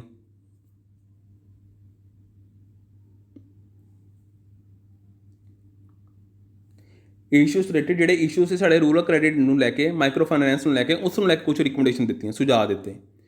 ਅਗਲਾ question, a financial instrument in writing containing a unconditional undertaking signed by the maker to pay a certain sum of money only to order of certain person ਔਰ to the bearer of the instruments called, ਕੀ ਕਹਿੰਦੇ ਆ ਇਸ instrument ਨੂੰ, ਠੀਕ ਹੈ, ਕਿਸੇ term ਦੀ definition ਦਿੱਤੀ ਹੋਈ ਹੈ, ਦੱਸੋ ਮੈਨੂੰ। ਇਸ ਨੂੰ ਆਪਾਂ ਪ੍ਰੋਮਿਸਰੀ ਨੋਟ ਕਹਿੰਦੇ ਹਾਂ, ਠੀਕ ਹੈ। ਤੇ ਉਸ ਤੋਂ ਬਾਅਦ ਕਹਿੰਦੇ ਬਿੱਲ ਆਫ ਚੇਂਜ ਵਿੱਚ ਕਿਹੜੀ ਕਿਹੜੀ ਪਾਰਟੀਆਂ ਦੇਖਣ ਨੂੰ ਮਿਲਦੀਆਂ ਸਾਨੂੰ, ਇੱਕ ਡਰਾਅਰ ਦੇਖਣ ਨੂੰ ਮਿਲਦਾ ਹੈ, ਇੱਕ ਡਰਾਈ ਦੇਖਣ ਨੂੰ ਮਿਲਦਾ, ਤੀਜਾ ਕਿਹੜਾ ਦੇਖਣ ਨੂੰ ਮਿਲਦਾ, ਪੇ, ਠੀਕ ਹੈ, ਆਲ ਆਫ ਦੀ ਅਬਵ ਆ ਜਾਏਗਾ, ਤਿੰਨੋਂ ਦੇਖਣ ਨੂੰ ਮਿਲਦੇ ਆ। ਨਰਸਿਮਹਾ ਕਮੇਟੀ ਕਿਹਦੇ ਲਈ ਸੀ ਦੱਸੋ ਮੈਨੂੰ, ਇਹ ਰੂਰਲ ਕ੍ਰੈਡਿਟ ਲਈ ਸੀ, ਕਿਵੇਂ ਸਟੈਬਲਿਸ਼ ਕਰਨਾ RRB ਨੂੰ, ਪੜ੍ਹਾਇਆ ਸੀ ਨਾ ਉੱਪਰ ਹੋਣੀ। ਪਾਰਕ ਕਮੇਟੀ ਕਾਹਦੇ ਲਈ ਸੀ, ਇਹ ਸੀ ਇਨਫਰਾਸਟਰਕਚਰ ਫਾਈਨੈਂਸਿੰਗ ਲਈ ਸੀ, ਠੀਕ ਹੈ। Which is the only instrument that can be payable to bearer on demand, ਠੀਕ ਹੈ, ਇਹ 'ਚੋਂ ਐਸਾ ਕਿਹੜਾ ਇੰਸਟਰੂਮੈਂਟ ਹੈ ਜੋ ਪੇਬਲ ਹੈ ਟੂ ਬੀਅਰਰ ਔਨ ਡਿਮਾਂਡ 'ਤੇ ਪੇਬਲ ਕੀਤਾ ਜਾ ਸਕਦਾ ਹੈ, ਕਿਹੜਾ ਹੈ, ਚੈੱਕ ਹੈ, ਚੈੱਕ ਤੁਸੀਂ ਔਨ ਡਿਮਾਂਡ ਦਿੰਦੇ ਹੋ ਨਾ, ਬਿੱਲ ਆਫ ਚੇਂਜ ਨੂੰ ਤੁਹਾਨੂੰ ਟਾਈਮ ਲੱਗਦਾ, ਠੀਕ ਹੈ, ਹੋਰ ਬਾਕੀ ਡਿਮਾਂਡ ਡਰਾਫਟ ਹੋ ਗਿਆ ਟਾਈਮ ਲੱਗਦਾ, ਪ੍ਰੋਮਿਸਰੀ ਨੋਟ ਟਾਈਮ ਲੱਗਦਾ, ਬਟ ਚੈੱਕ ਐਸੀ ਚੀਜ਼ ਹੈ ਜੋ ਔਨ ਡਿਮਾਂਡ ਤੁਹਾਨੂੰ ਪੇਮੈਂਟ ਮਿਲ ਜਾਂਦੀ ਹੈ। ਗੜਗਲ ਕਮੇਟੀ ਕਾਹਦੇ ਲਈ ਸੀ ਦੱਸੋ ਮੈਨੂੰ, ਲੀਡ ਬੈਂਕ ਸਕੀਮ ਲਈ ਸੀ, ਡਨ।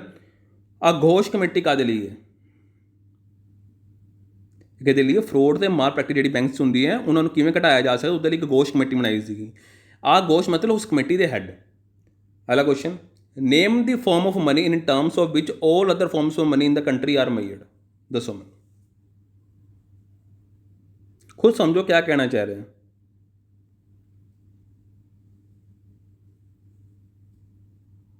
ਕੀ ਆਏਗਾ, स्टैंडर्ड मनी। उससे उन्हें समझना है की क्या उन्होंने, ठीक है, आप समझना है। In standard money it's real और intrinsic values equal to, standard money जी अपनी इट्स रियल और इंटरेंसिव वैल्यू कि इक्वल है, फेस वैल्यू किस वैल्यू दे, फेस वैल्यू दे, ठीक है, डी ऑप्शन आ जाएगा। Standard money is a legal tender, दसो मैनू,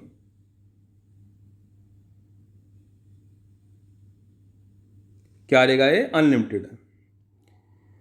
money made up of cheaper metal is known as, ਕੀ ਕਹਿੰਦੇ ਉਹਨੂੰ ਆਪਾਂ, ਜਿਹੜੀ ਚੀਪਰ ਮੈਟਲ ਦੇ ਯੂਸੇਜ ਨਾਲ ਮਨੀ ਬਣੇ ਉਸ ਨੂੰ ਆਪਾਂ ਕੀ ਕਹਿੰਦੇ ਆਪਾਂ, ਟੋਕਨ ਮਨੀ ਕਹਿੰਦੇ, ਕੀ ਕਹਿੰਦੇ ਆ, token money, B option. Token money ਜਿਹੜੀ ਲੀਗਲ ਟੈਂਡਰ ਆ, ਕਿਆ ਉਹ ਲਿਮਟਿਡ ਹੈ, ਅਨਲਿਮਟਿਡ ਹੈ, ਸੈਮੀ ਲਿਮਟਿਡ ਹੈ, ਕਿੰਨੀ ਹੈ, ਲਿਮਟਿਡ ਹੈ, ਇਹ ਆਪਸ਼ਨ ਆ ਜਾਏਗਾ। ਟੋਕਨ ਮਨੀ ਜਿਹੜੀ ਫੇਸ ਗ੍ਰੇਟਰ ਦੈਨ ਵੈਲਿਊ, ਠੀਕ ਹੈ, ਜਿਹੜੀ ਟੋਕਨ ਮਨੀ ਜਿਹੜੀ ਫੇਸ ਵੈਲਿਊ ਹੈ ਉਹ ਗ੍ਰੇਟਰ ਦੈਨ ਇਟਸ ਵੈਲਿਊ, ਕਿਹੜੀ ਵੈਲਿਊ ਦੇ ਜਿਹੜੇ ਉਹ ਗ੍ਰੇਟਰ ਹੁੰਦੀ ਹੈ, ਲਿਮਟਿਡ ਵੈਲਿਊ ਦੇ, ਨੈਰੋ ਵੈਲਿਊ ਦੇ, ਅਨਲਿਮਟਿਡ ਵੈਲਿਊ ਦੇ, ਇੰਟਰਿੰਸਿਕ ਵੈਲਿਊ ਦੇ, ਇਹ ਹੁੰਦੀ ਹੈ ਇੰਟਰਿੰਸਿਕ ਵੈਲਿਊ ਦੇ, ਠੀਕ ਹੈ। ਮਨੀ ਵਿਚ ਵਾ use in barter system non has, ਠੀਕ ਹੈ, ਬਾਰਟਰ ਸਿਸਟਮ ਜਿਹੜੀ ਮਨੀ ਯੂਜ਼ ਕੀਤੀ ਜਾਂਦੀ ਉਸ ਨੂੰ ਆਪਾਂ ਕਿਸ ਨਾਮ ਨਾਲ ਜਾਣਦੇ ਸੀ, ਦੱਸੋ ਮੈਨੂੰ, ਕੋਮੋਡਿਟੀ ਮਨੀ ਦੇ ਨਾਮ ਨਾਲ ਜਾਣਦੇ ਸੀ, ਕਿਉਂਕਿ ਆਪਾਂ ਚੀਜ਼ਾਂ ਐਕਸਚੇਂਜ ਕਰਦੇ ਸੀ। ਉਸ ਤੋਂ ਬਾਅਦ ਅੱਗੇ ਦੇਖੋ, ਅੱਗੇ ਕਹਿੰਦੇ ਜੀ dash is a kind of money which do not have any intrinsic value, ऐसी ਕਿਹੜੀ मनी ਜਿਹਦੀ इंट्रिंसिक वैल्यू नहीं है, फीएट मनी, ठीक है, समझ गए। ओके। उस तो बाद अगला question, the value of the fiat money determined by, fiat currency की वैल्यू ਨੂੰ कौन डिटरमाइन करता है? ये ਤੁਹਾਨੂੰ मैं करा चुका वैसे फीएट मनी, जे नहीं पता ਤੁਹਾਡੇ ਲਈ होमवर्क है पता करना, क्योंकि नोट डाउन करते जाओ, ਜਿਹੜੇ टॉपिक ਤੁਹਾਨੂੰ थोड़े कमजोर लगते हैं ना, नोट डाउन करते जाओ। MCQs ਕਰਨ ਦਾ ਇਹ ਫਾਇਦਾ ਹੁੰਦਾ गवर्नमेंट ऑर्डर, ठीक है। जी वैल्यू है जी फीएट करंसी की, कौन डिटरमाइन करता? RBI नहीं करती, कौन करता है? गवर्नमेंट कर। पेपर मनी कॉइनस फॉर एग्जाम्पल हो, जी पेपर मनी देखने को मिलती है, कॉइनस देखने को मिलती है, किहदी एग्जाम्पल है, माफ़ करना, फीएट मनी की। फीएट मनी क्या होंगी? एक लीगल मनी होंगी है, जो हर एक इत्थे एक्सेप्टेड होंगी है, समझ गए? इन इंडिया हर एक इत्थे एक्सेप्टेड होंगी है। But are the 4 measures of money supply, किहड़े 4 मतलब तुहानूं माइयर्स देखने को मिलते मनी सप्लाई के, ये भी तुहानूं कराया होया। इसका आंसर आएगा M0, M1, M2, M3, M4। चलो M0 तुसीं रहण दो, 4 तुसीं समझ सकते हो, ठीक है। M1 च भी कुछ डेफिनेशन दी हुई है कि जेडे इस मनी के होंगे वो M1 कहाणगे, समझ गए? ओके। तो इस दे होंगे तो सर्कुलेशन के होंगे M2 कहाणगे। इसी तरीके ना 4 तरीके तुसीं मनी नूं मैयर कर सकते हो। M1 किस नूं कहने आपां, दसो? चलो ये भी कराया होया। M1 नूं आपां एक होर नाम नाल जाणदे, नैरो मनी के नाम नाल, ठीक है, समझ गए? जे तुहाडी M1 मनी नूं तुसीं RBI चंगी तरह यूज़ नहीं कर सकती, क्योंकि हाईली लिक्विड होंदी है, समझ गए? इसका आंसर आ जाएगा अपनी नैरो मनी। M1 नूं आपां नैरो मनी के नाम नाल जाणदे। किस नूं ब्रॉड मनी कहने आ?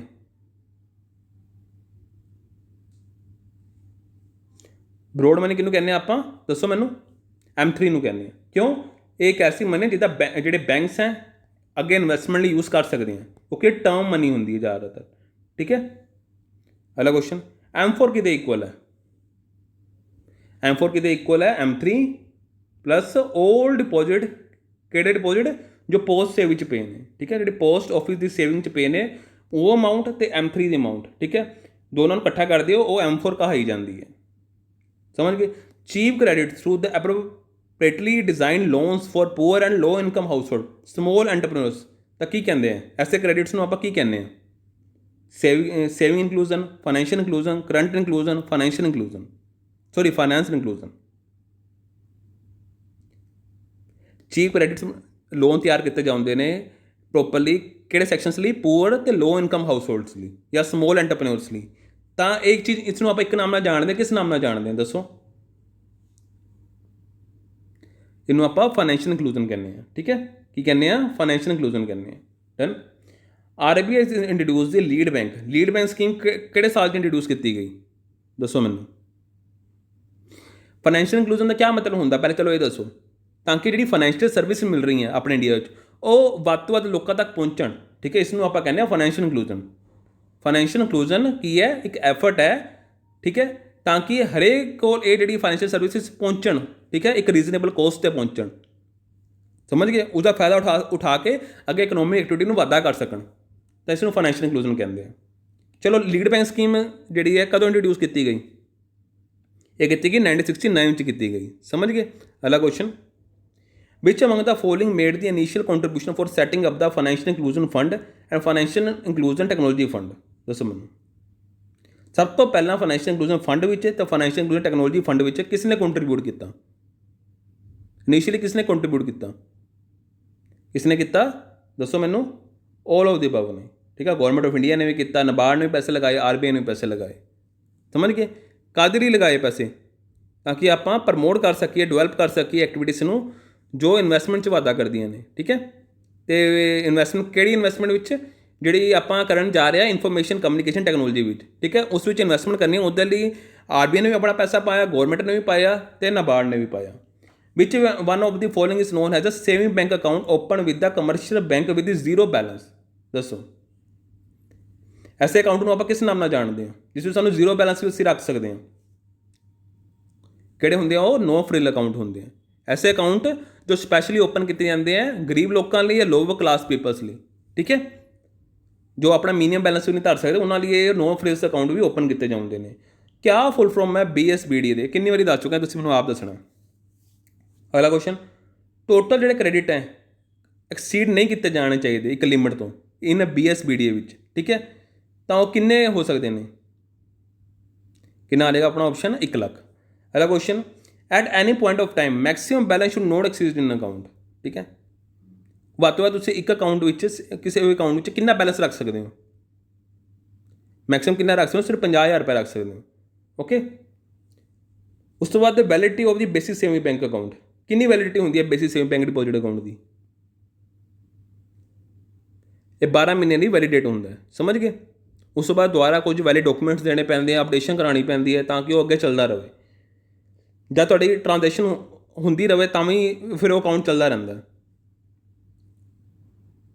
ਸਮਝ ਗਏ ਨਾ? ਉਹੀ ਗੱਲ ਕਰ ਰਹੇ ਨੇ, 12 ਮਹੀਨੇ ਤੱਕ ਚੱਲਦਾ, ਉਸ ਤੋਂ ਬਾਅਦ ਇਹਨੂੰ ਐਕਸਟੈਂਡ ਕੀਤਾ ਜਾ ਸਕਦਾ ਅਗਲੇ 12 ਮਹੀਨੇ ਲਈ, ਜਦੋਂ ਆਪਾਂ ਪ੍ਰੂਫ ਪ੍ਰੋਵਾਈਡ ਕਰਾਈਏ ਆਪਾਂ valid documents. What is the requirement of any initial minimum deposit while opening BSBD? ਜਦੋਂ ਆਪਾਂ ਨੇ BSBD ਦਾ ਮਤਲਬ ਜਿਹੜਾ ਇਹ ਅਕਾਊਂਟ ਓਪਨ ਕਰਾਉਣਾ ਹੁੰਦਾ, ਸਾਨੂੰ ਇਨੀਸ਼ੀਅਲੀ ਕਿਆ ਰਿਕੁਆਇਰਮੈਂਟ ਹੁੰਦੀ ਹੈ?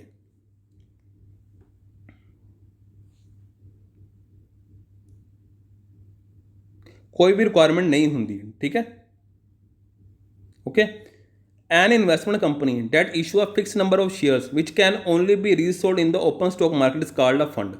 ਤਾਂ ਉਹ ਕਿਸ ਤਰ੍ਹਾਂ ਦਾ ਫੰਡ ਹੁੰਦਾ? ਉਹ ਕੋਈ ਵੀ ਇਨਵੈਸਟਮੈਂਟ ਕੰਪਨੀ ਜੋ ਇੱਕ ਫਿਕਸ ਨੰਬਰ ਆਫ ਸ਼ੇਅਰ ਵਿੱਚ ਮਤਲਬ ਜਿਹੜੀ ਸ਼ੇਅਰ ਇਸ਼ੂ ਕਰਦੀ ਹੈ ਦੈਨ, ਅਤੇ ਉਹਨਾਂ ਨੂੰ ਫਿਰ ਦੁਬਾਰਾ ਰੀਸੋਲ ਕਰ ਦਿੰਦੀ ਹੈ ਓਪਨ ਸਟਾਕ ਮਾਰਕੀਟ ਵਿੱਚ, ਐਸੇ ਫੰਡ ਨੂੰ ਆਪਾਂ ਕੀ ਕਹਿੰਦੇ ਹਾਂ? Close end fund, open end fund, semi close fund, semi open end fund, none of ਦਿਸ।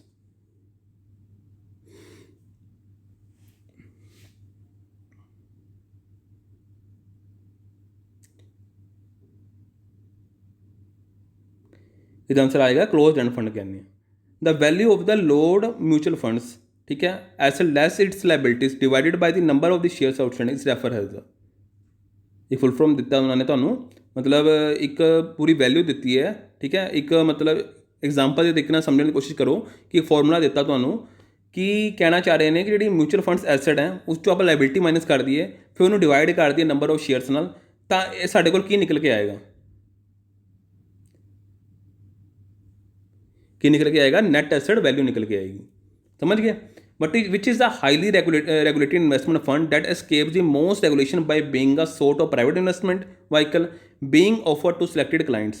ਕਿਹੜੀ ਹੁੰਦੀ ਉਹ? ਫਿਕਸ ਇਨਕਮ ਫੰਡਸ, ਠੀਕ, ਇਕੁਇਟੀ ਫੰਡਸ, ਸਪੈਸ਼ਲੀ ਫੰਡਸ, ਠੀਕ ਹੈ, ਉਸ ਤੋਂ ਹੈਜ ਫੰਡਸ, ਨਨ ਆਫ ਦਿਸ। ਇਹਨਾਂ ਨੂੰ ਆਪਾਂ ਹੈਜ ਫੰਡ ਕਹਿੰਦੇ ਹਾਂ। ਠੀਕ ਹੈ, ਸਮਝ ਗਏ? ਅਗਲਾ ਕੁਐਸਚਨ, ਵਰਲਡ ਬੈਂਕ ਕਦੋਂ ਐਗਜ਼ਿਸਟੈਂਸ 'ਚ ਆਇਆ? ਇਹਦਾ ਪਤਾ ਹੀ ਹੋਏਗਾ ਸਾਰਿਆਂ ਨੂੰ। ਚਲੋ ਇਹ ਨਹੀਂ ਮੈਂ ਦੱਸਾਂਗਾ ਤੁਹਾਨੂੰ। ਠੀਕ ਹੈ, ਇਹ ਤਾਂ ਬਹੁਤ ਆਸਾਨ ਕੁਐਸਚਨ ਹੈ। ਹੈੱਡਕੁਆਟਰ ਵਰਲਡ ਬੈਂਕ ਦੇ ਕਿੱਥੇ ਹੈ? ਇਹ ਵੀ ਤੁਹਾਨੂੰ ਪਤਾ ਹੋਈ ਹੋਣਾ। ਕਿੰਨੇ ਮੈਂਬਰ ਕੰਟਰੀਜ਼ ਹੈ? ਇਹ ਵੀ ਤੁਹਾਨੂੰ ਪਤਾ ਹੋਣਾ ਚਾਹੀਦਾ। ਚਲੋ ਇਹ ਸ਼ਾਇਦ ਤੁਹਾਨੂੰ ਨਾ ਪਤਾ, 189 ਮੈਂਬਰ। ਠੀਕ ਹੈ, ਇਹ 'ਚ ਕਨਫਿਊਜ਼ਨ ਹੋ ਜਾਂਦੀ ਕਈ ਵਾਰੀ।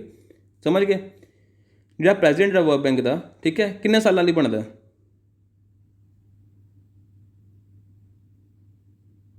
ਜਿਹੜੇ ਬੋਰਡ ਆਫ ਐਗਜ਼ੀਕਿਊਟਿਵ ਡਾਇਰੈਕਟਰਸ ਹੈ ਜੋ ਅਪੁਆਇੰਟ ਕਰਦੇ ਨੇ ਵਰਲਡ ਬੈਂਕ ਦੇ ਪ੍ਰੈਜ਼ੀਡੈਂਟ ਨੂੰ, ਉਹ ਕਿੰਨੇ ਸਾਲਾਂ ਲਈ ਕਰਦੇ ਨੇ? ਕਿੰਨੇ ਸਾਲਾਂ ਲਈ? 5 ਸਾਲਾਂ ਲਈ। ਸਮਝ ਗਏ? World bank group is made by how many organisation? ਜਿਹੜੇ ਵਰਲਡ ਬੈਂਕ ਗਰੁੱਪ ਦੇ ਸਾਨੂੰ ਆਰਗੇਨਾਈਜੇਸ਼ਨ ਦੇਖਣ ਨੂੰ ਮਿਲਦੇ, ਕਿੰਨੇ ਆਰਗੇਨਾਈਜੇਸ਼ਨ ਦੇਖਣ ਨੂੰ ਮਿਲਦੇ ਨੇ? 5 ਦੇਖਣ ਨੂੰ ਮਿਲਦੇ ਨੇ। ਜੇ ਆਪਾਂ ਇਕੱਲੇ ਵਰਲਡ ਬੈਂਕ ਦੀ ਗੱਲ ਕਰੀਏ ਤਾਂ 2 ਹੁੰਦੇ ਨੇ, ਗਰੁੱਪ 5 ਹੋ ਜਾਂਦੇ ਨੇ।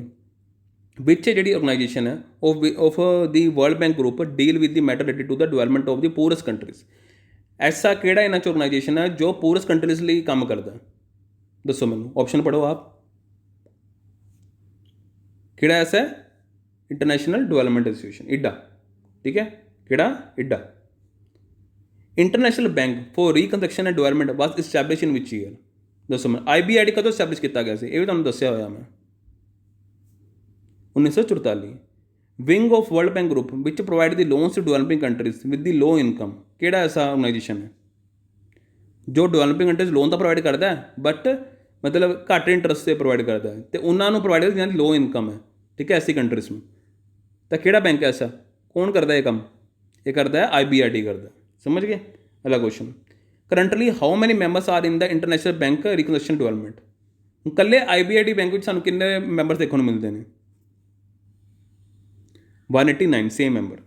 ਇਡਾ was formulated in which year? ਇਡਾ ਨੂੰ ਕਦੋਂ ਫਾਰਮੇਸ਼ਨ 'ਚ ਲਿਆਉਂਦਾ ਗਿਆ? ਭਾਵੇਂ ਵਰਲਡ ਬੈਂਕ ਗਰੁੱਪ ਦਾ ਪਾਰਟ ਨੇ ਮਗਰ ਇਹ ਆਰਗੇਨਾਈਜੇਸ਼ਨ ਅਲੱਗ-ਅਲੱਗ ਨੇ, ਹੈ ਨਾ। ਇਹਨਾਂ ਦਾ ਕੰਮ ਅਲੱਗ ਹੈ, ਇਹਨਾਂ ਦਾ ਕੰਮ ਅਲੱਗ ਹੈ, ਹਰੇਕ ਇੱਕ ਬੈਂਕ ਆਰਗੇਨਾਈਜੇਸ਼ਨ ਅਲੱਗ ਕੰਮ ਹੈ। ਤਾਂ ਉਹਨਾਂ ਦਾ ਸਟੈਬਲਿਸ਼ ਜਿਹੜਾ ਈਅਰ ਹੈ ਉਹ ਵੀ ਅਲੱਗ ਹੈ। ਜਿਵੇਂ IBRD ਦਾ ਈਅਰ ਦੇਖਿਆ ਆਪਾਂ ਨੇ, ਇਸੇ ਤਰੀਕੇ ਨਾਲ ਇਡਾ ਦਾ ਕਿਆ ਈਅਰ ਹੈ, ਕਦੋਂ ਫਾਊਂਡ ਕੀਤਾ ਗਿਆ ਇਸ ਨੂੰ? ਕਦੋਂ ਕੀਤਾ ਗਿਆ? 1960 ਵਿੱਚ। ਵੈਨ ਵਾਸ international monetary fund establish, IMF ਨੂੰ ਕਦੋਂ ਐਸਟੈਬਲਿਸ਼ ਕੀਤਾ ਗਿਆ? ਇਹ ਤਾਂ ਬਹੁਤ ਆਸਾਨ ਹੈ। ਚਲੋ ਇਹ ਨਹੀਂ ਮੈਂ ਦੱਸਾਂਗਾ। ਹੈਡਕੁਆਟਰ ਕਿੱਥੇ ਨੇ ਇਹ ਵੀ ਪਤਾ ਤੁਹਾਨੂੰ, ਇਹ ਤਾਂ ਪਤਾ ਹੀ ਹੋਣਗੇ, ਜਨੀਵਾ ਵਿੱਚ ਨੇ। ਠੀਕ ਹੈ। How many countries R the member of IMF, ਹਾਂ ਇਹ ਸ਼ਾਇਦ ਨਾ ਪਤਾ ਹੋਵੇ ਤੁਹਾਨੂੰ, ਕਿੰਨੇ ਮੈਂਬਰ ਨੇ ਟੋਟਲ? 189, ਸੇਮ ਵਰਲਡ ਬੈਂਕ ਵਾਂਗ। What qualify a member to apply for the fund for IMF, ਠੀਕ ਹੈ।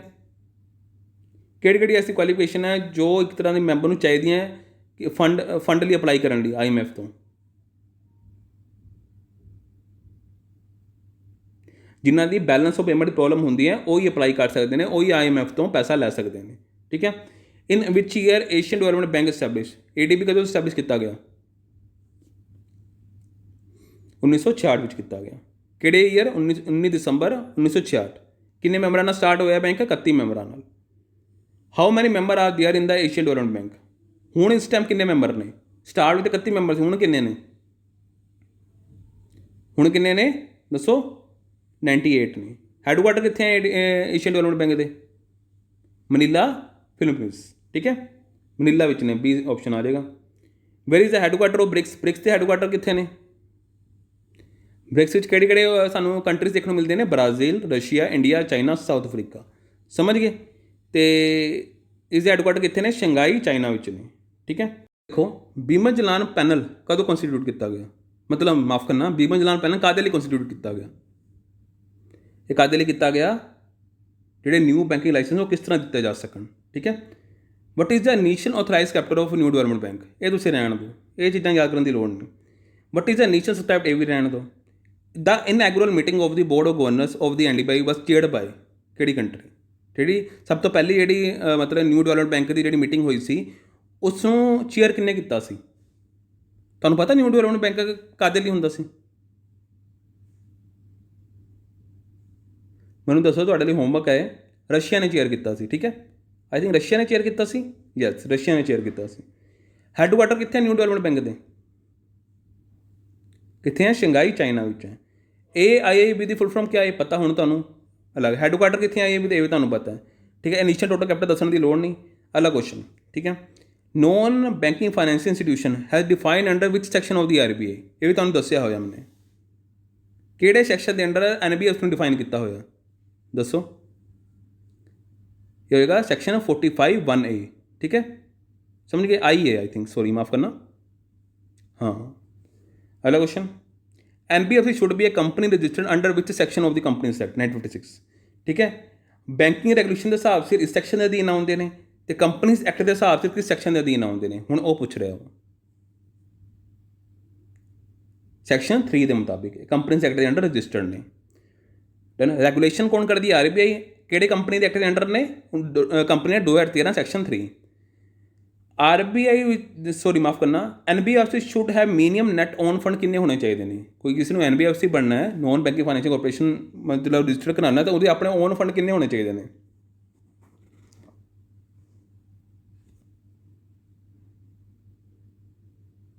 ਕਿੰਨੇ ਹੋਣੇ ਚਾਹੀਦੇ? 200 ਲੱਖ। ਠੀਕ ਹੈ। ਖੁਦ ਦੇ ਓਨ ਫੰਡ ਕਿੰਨੇ ਹੋਣੇ ਚਾਹੀਦੇ? 200 ਲੱਖ। ਸਮਝ ਗਏ? ਉਸ ਤੋਂ ਬਾਅਦ NBFC who asset size is of or more per as per the last audit balance sheet are considered as systematically important NBFC?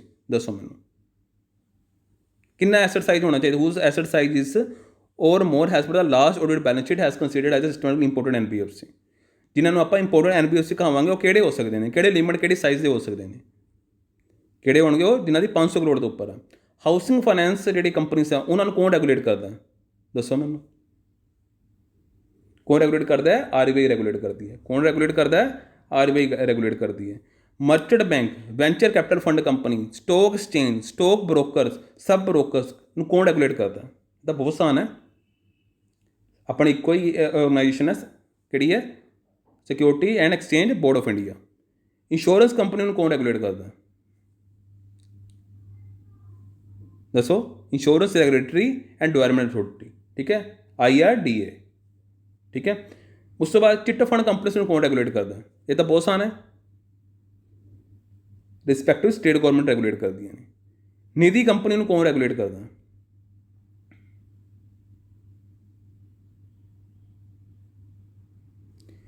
Nidhi company ਨੂੰ ਕੌਣ ਰੈਗੂਲੇਟ ਕਰਦਾ ਹੈ? RBI ਰੈਗੂਲੇਟ ਕਰਦੀ ਹੈ। ਤੁਹਾਡੇ ਲਈ ਹੋਮਵਰਕ ਹੈ, ਨਿਧੀ ਕੰਪਨੀਜ਼ ਕਿਹਨੂੰ ਕਹਿੰਦੇ ਨੇ? Insurance finance company is the non banking finance company, ठीक है।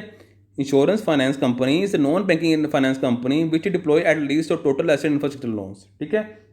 किसी ਨੂੰ ਆਪਾਂ ਇਨਫਰਾਸਟ੍ਰਕਚਰ ਫਾਈਨੈਂਸ ਕੰਪਨੀ ਕਹਿਣਾ ਹੈ, ਠੀਕ ਹੈ। ਤੇ ਉਹ ਤੇ ਕਿੰਨੇ ਐਸਟ ਜਿਹੜੇ ਇਨਫਰਾਸਟ੍ਰਕਚਰ ਲੋਨਸ ਵਿੱਚ ਹੋਣੇ ਚਾਹੀਦੇ ਨੇ, ਤਾਂ ਹੀ ਉਸ ਨੂੰ ਆਪਾਂ ਇਨਫਰਾਸਟ੍ਰਕਚਰ ਫਾਈਨੈਂਸ ਕੰਪਨੀ ਕਹਾਵਾਂਗੇ।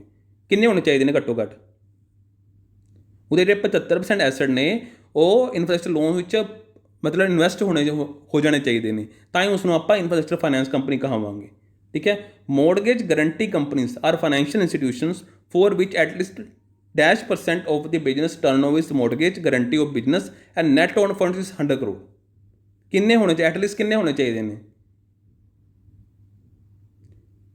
ਮਤਲਬ ਕਿ -% ਜਿਹੜੀ ਬਿਜ਼ਨਸ ਟਰਨਓਵਰ ਹੋਵੇ ਉਹਦੀ, ਠੀਕ ਹੈ, ਇਸ ਮੋਰਗੇਜ ਹੋਵੇ, ਗਰੰਟਿਡ ਬਿਜ਼ਨਸ ਹੋਵੇ ਅਤੇ ਨੈਟ ਔਨ ਫੰਡ ਉਹਨਾਂ ਦੇ 100 ਕਰੋੜ ਹੋਣ, ਇਹ ਹੋਣਗੇ ਆਪਣੇ 90%।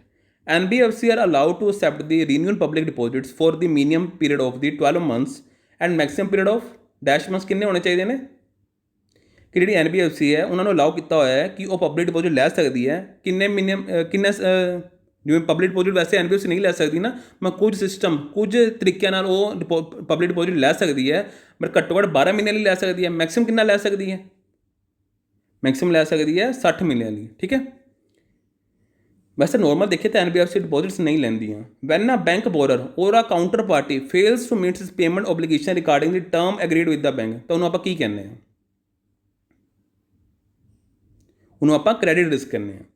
ਇੱਕ ਰਿਸਕ ਵਾਲੇ ਚੈਪਟਰ ਕਰਾਇਆ ਤੁਹਾਨੂੰ ਮੈਂ। When the risk of losses in or off balance sheet of position arising from the movement in the market place, ਤਾਂ ਉਹਨੂੰ ਆਪਾਂ ਕੀ ਕਹਿੰਦੇ ਹਾਂ, ਇਹ ਵੀ ਕਰਾਇਆ ਹੋਇਆ, ਕੀ ਕਹਿੰਦੇ ਆਪਾਂ ਮਾਰਕੀਟ ਰਿਸਕ ਕਹਿੰਦੇ ਹਾਂ।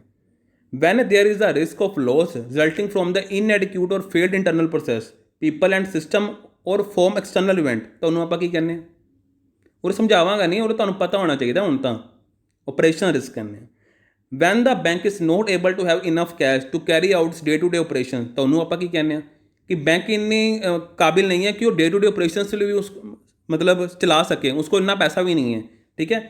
ਤਾਂ ਉਸ ਐਸੇ ਰਿਸਕ ਨੂੰ ਕੀ ਕਹਿੰਦੇ ਹਾਂ ਆਪਾਂ, ਨਾ ਚਲੋ ਇੱਕ ਇੱਕ ਐਕਸਪਲੇਨ ਕਰ ਦੇਣਾ, ਵੈਸੇ ਮੈਨੂੰ ਐਕਸਪਲੇਨ ਕਰਨ ਦੀ ਲੋੜ ਨਹੀਂ, ਕਿਉਂਕਿ ਤੁਹਾਨੂੰ ਆਲਰੇਡੀ ਤੁਹਾਨੂੰ ਮੈਂ ਲੈਕਚਰ ਵਿੱਚ ਘੱਟੋ ਘੱਟ ਹਰੇਕ ਲੈਕਚਰ ਤੁਸੀਂ ਦੇਖੋ ਪੌਣੇ ਘੰਟੇ ਦਾ ਲੈਕਚਰ ਤੁਹਾਨੂੰ ਦੇਖਣ ਨੂੰ ਮਿਲ ਰਿਹਾ, ਠੀਕ ਹੈ ਨਾ। ਤਾਂ ਤੁਹਾਨੂੰ ਹੁਣ ਤਾਂ ਰਿਵੀਜ਼ਨ ਹੋ ਜਾਣੀ ਚਾਹੀਦੀ ਹੈ। ਲਿਕੁਇਡਿਟੀ ਰਿਸਕ, ਠੀਕ ਹੈ। When a bank chooses the wrong strategy or follow a long term business strategy which might lead to be a failure, ਤਾਂ ਉਸ ਨੂੰ ਕੀ ਕਹਿੰਦੇ ਆਪਾਂ, ਐਸੇ ਰਿਸਕ ਨੂੰ ਕੀ ਕਹਿੰਦੇ ਆਪਾਂ, ਇਸ ਨੂੰ ਕਹਿੰਦੇ ਆਪਾਂ business risk, C option. And when bank image and public standing is in doubt and leads to public loss of confidence in the bank, ਤਾਂ ਉਹਨੂੰ ਆਪਾਂ ਕੀ ਕਹਿੰਦੇ ਹਾਂ, ਉਹਨੂੰ ਆਪਾਂ ਕਹਿੰਦੇ ਹਾਂ ਰੈਪੂਟੇਸ਼ਨਲ ਰਿਸਕ ਕਹਿੰਦੇ ਹਾਂ। ਅਗਲਾ question, when the actions can lead to entire financial system coming in a standstill, it's called, ਉਹਨੂੰ ਕੀ ਕਹਿੰਦੇ ਆਪਾਂ, ਉਹਨੂੰ ਕਹਿੰਦੇ ਹਾਂ ਸਿਸਟਮੈਟਿਕ ਰਿਸਕ, ਠੀਕ ਹੈ। ਉਸ ਤੋਂ ਬਾਅਦ what is the risk called when bank makes the decision about how much risk to take while someone else like government bears the cost if things go badly, ਤਾਂ ਐਸੇ ਰਿਸਕ ਨੂੰ ਕੀ ਕਹਿੰਦੇ ਆਪਾਂ, ਮੋਰਲ ਹਜ਼ਾਰਡ, ਠੀਕ ਹੈ। ਕਿਆ ਮਤਲਬ ਹੋਇਆ ਮੋਰਲ ਹਜ਼ਾਰਡ ਦਾ, ਦੱਸੋ। ਮੋਰਲ ਹਜ਼ਾਰਡ ਦਾ ਮਤਲਬ ਇਹ ਹੋਇਆ ਕਿ ਤੁਹਾਨੂੰ ਇੰਸ਼ੋਰ ਕੀਤਾ ਗਿਆ, ਕਿ ਮੰਨ ਲਓ ਤੁਸੀਂ ਹੋ, ਤੁਹਾਨੂੰ ਇੰਸ਼ੋਰ ਕੀਤਾ ਗਿਆ, ਤੁਸੀਂ ਅੱਗੋਂ ਲੋਨ ਲੈ ਲਓ, ਪਿੱਛੋਂ ਮੇਰੀ ਬੈਕਨੈਸ ਹੈਗੀ ਹੈ, ਜੇ ਤੁਸੀਂ ਲੋਨ ਨਾ ਭਰ ਪਾਏ ਮੈਂ ਭਰ ਦਾਂਗਾ। ਕਈ ਵਾਰੀ ਕਰਦੀ ਹੈ ਨਾ ਗੌਰਮੈਂਟ, MSME ਲਈ ਕੀਤਾ ਨਹੀਂ ਕੀਤਾ ਕੋਵਿਡ ਦੇ ਸਮੇਂ, ਹੈ ਨਾ, ਗਰੰਟਿਡ ਕੀਤਾ ਨਹੀਂ ਕੀਤਾ, ਕਿ ਬੈਂਕ ਤੁਸੀਂ ਲੋਨ ਦੇ ਦਿਓ ਅਤੇ ਵਾਪਸ ਨਾ ਆਏ ਅਸੀਂ ਬੈਠੇ ਹਾਂ, ਇਹਨੂੰ ਕੀ ਕਹਿੰਦੇ ਮੋਰਲ ਹਜ਼ਾਰਡ, ਸਮਝ ਗਏ। ਜੇ ਨਾ ਆਏ ਵਾਪਸ ਪੈਸੇ ਤਾਂ ਗੌਰਮੈਂਟ ਨੂੰ ਬੀਅਰ ਕਰਨਾ ਪਏਗੀ ਕੋਸਟ, ਤਾਂ ਐਸੇ ਚੀਜ਼ ਨੂੰ ਕੀ ਕਹਿੰਦੇ ਆਪਾਂ, ਐਸੇ ਰਿਸਕ ਨੂੰ ਕੀ ਕਹਿੰਦੇ ਆਪਾਂ, ਮੋਰਲ ਹਜ਼ਾਰਡ, ਸਮਝ ਗਏ। ਚਲੋ, when there is a financial loss to bank arising from the legal suits filed against the banks or by a bank for applying a law, ਤਾਂ ਐਸੇ ਰਿਸਕ ਨੂੰ ਕੀ ਕਹਿੰਦੇ ਆਪਾਂ, ਦੱਸੋ, ਲੀਗਲ ਰਿਸਕ, ਠੀਕ ਹੈ। Risk which arises from the insufficient capital available to balance sudden a decrease in the asset value, ਉਸ ਨੂੰ ਕੀ ਕਹਿੰਦੇ ਆਪਾਂ, ਦੱਸੋ। ਇਹਨੂੰ ਆਪਾਂ ਇਨਸੋਲਵੈਂਸੀ ਕਹਿੰਦੇ ਹਾਂ। ਦਿਵਾਲੀਆ ਨਿਕਲ ਗਿਆ। Dash is the risk that a bank may suffer a loss as a result of adverse exchange rate movement, ਠੀਕ ਹੈ। ਜਿਹੜਾ ਰੇਟ ਮੂਵਮੈਂਟ ਦੀ ਐਕਸਚੇਂਜ ਹੋ ਰਹੀ ਹੈ ਬਹੁਤ ਹੀ ਐਡਵਰਸ ਹੋਈ ਹੈ, ਜਿਹਦੇ ਕਰਕੇ ਬੈਂਕ ਨੂੰ ਲੋਸ ਸਫਰ ਕਰਨਾ ਪੈ ਰਿਹਾ, ਐਸੇ ਰਿਸਕ ਨੂੰ ਕੀ ਕਹਿੰਦੇ ਆ। ਇਸ ਤਰ੍ਹਾਂ ਦੇ ਮੈਂ ਤੁਹਾਨੂੰ ਰਿਸਕ ਕਰਾਏ ਹੈ ਨਾ, ਇਹਨਾਂ ਰਿਸਕ ਨੂੰ ਮੇਨਟੇਨ ਕਰਨਾ ਪੈਂਦਾ ਹੈ ਨਾ, ਹਰੇਕ ਨੂੰ ਧਿਆਨ ਰੱਖਣਾ ਪੈਂਦਾ। ਐਸੇ ਰਿਸਕ ਨੂੰ ਕੀ ਕਹਿੰਦੇ ਆਪਾਂ, foreign exchange rates. Dash is a type of risk arising due to the fluctuation in interest rate, ਜਦੋਂ ਇੰਟਰਸਟ ਰੇਟ 'ਚ ਫਲਕਚੁਏਸ਼ਨ ਆਵੇ ਉਸ ਦੇ ਨਾਲ ਕਿਹੜਾ ਰਿਸਕ ਪੈਦਾ ਹੋ ਜਾਂਦਾ, ਉਹਦੇ ਨਾਲ ਇੰਟਰਸਟ ਰੇਟ ਰਿਸਕ ਪੈਦਾ ਹੋ ਜਾਂਦਾ। B option. Which of the following risk develop for the financial transaction done by a bank expose to potential loss, ਉਹਨੂੰ ਕੀ ਕਹਿੰਦੇ ਆਪਾਂ?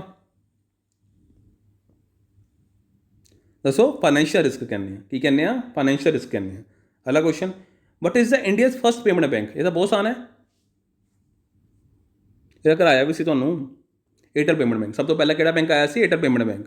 ਕਦੋਂ ਆਇਆ ਸੀ? ਜਨਵਰੀ 2017 ਵਿੱਚ ਆਇਆ ਸੀ। ਸਮਝ ਗਏ? ਚਲੋ, ਏਅਰਟੈਲ ਪੇਮੈਂਟ ਬੈਂਕ ਕਦੋਂ ਲਾਂਚ ਹੋਇਆ? ਦੱਸੋ ਮੈਨੂੰ। ਜਨਵਰੀ 2017 ਦੱਸ ਹੀ ਚੁੱਕਾ ਤੁਹਾਨੂੰ ਮੈਂ। Payment bank are initially restricted to hold a maximum balance of per individual customer. ਠੀਕ ਹੈ। ਜਦੋਂ ਸ਼ੁਰੂਆਤੀ ਦੌਰ 'ਚ ਆਏ ਸੀ ਬੈਂਕਸ, ਤਾਂ ਉਹਨਾਂ ਨੂੰ ਮਤਲਬ ਇੱਕ ਡਾਇਰੈਕਸ਼ਨ ਦਿੱਤੀ ਗਈ ਸੀ ਕਿ ਤੁਸੀਂ ਇੱਕ ਇੰਡੀਵਿਜੂਅਲ ਕਸਟਮਰ ਦੇ ਕਿੰਨਾ ਪੈਸਾ ਤੁਸੀਂ ਹੋਲਡ ਕਰ ਸਕਦੇ ਹੋ। ਮਤਲਬ ਤੁਸੀਂ ਪੇਮੈਂਟ ਬੈਂਕ ਬਣਾਇਆ, ਅਕਾਊਂਟ ਬਣਾਏ, ਤਾਂ ਉਹਨਾਂ ਦੇ ਅਕਾਊਂਟ 'ਚ ਇੰਡੀਵਿਜੂਅਲ ਬੈਂਕ ਕਿੰਨਾ ਰੱਖ ਸਕਦਾ ਪੈਸਾ, ਇਹ ਪੁੱਛ ਰਿਹਾ ਉਹ ਕਿੰਨਾ ਰੱਖ ਸਕਦਾ ਹੈ? 1 ਲੱਖ। ਠੀਕ ਹੈ। Which type of banks can't issue credit card? ਕਿਹੜੀ ਐਸੇ ਬੈਂਕ ਹੈ ਜੋ ਕ੍ਰੈਡਿਟ ਕਾਰਡ ਨਹੀਂ ਇਸ਼ੂ ਕਰ ਸਕਦੇ? ਇਹ ਵੀ ਕਰਾਇਆ ਹੋਇਆ।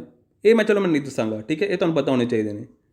ਵਿਚ was the second bank to launch the talking ATM in India? Talking ATM ਜਿਹੜਾ ਸੀ, ਉਹ ਕਿਸੇ ਕਿਹੜੇ ਸੈਕਿੰਡ ਬੈਂਕ ਨੇ ਲਾਂਚ ਕੀਤਾ? ਪਹਿਲਾ ਬੈਂਕ ਤਾਂ ਸਾਨੂੰ ਪਤਾ ਹੈ। ਦੂਜਾ ਬੈਂਕ ਐਸਾ ਕਿਹੜੇ ਇਸਨੇ ਲਾਂਚ ਕੀਤਾ?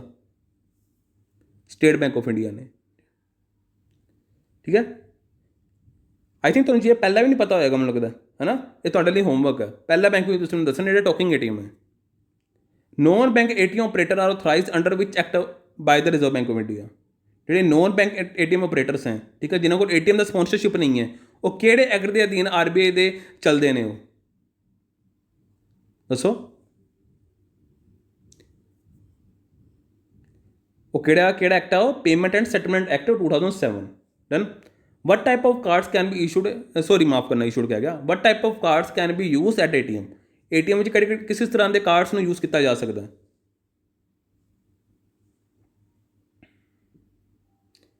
ਹਰੇਕ ਤਰੀਕੇ ਦੇ ਕਾਰਡਸ ਨੂੰ ਯੂਜ਼ ਕੀਤਾ, credit card, prepaid card. Done.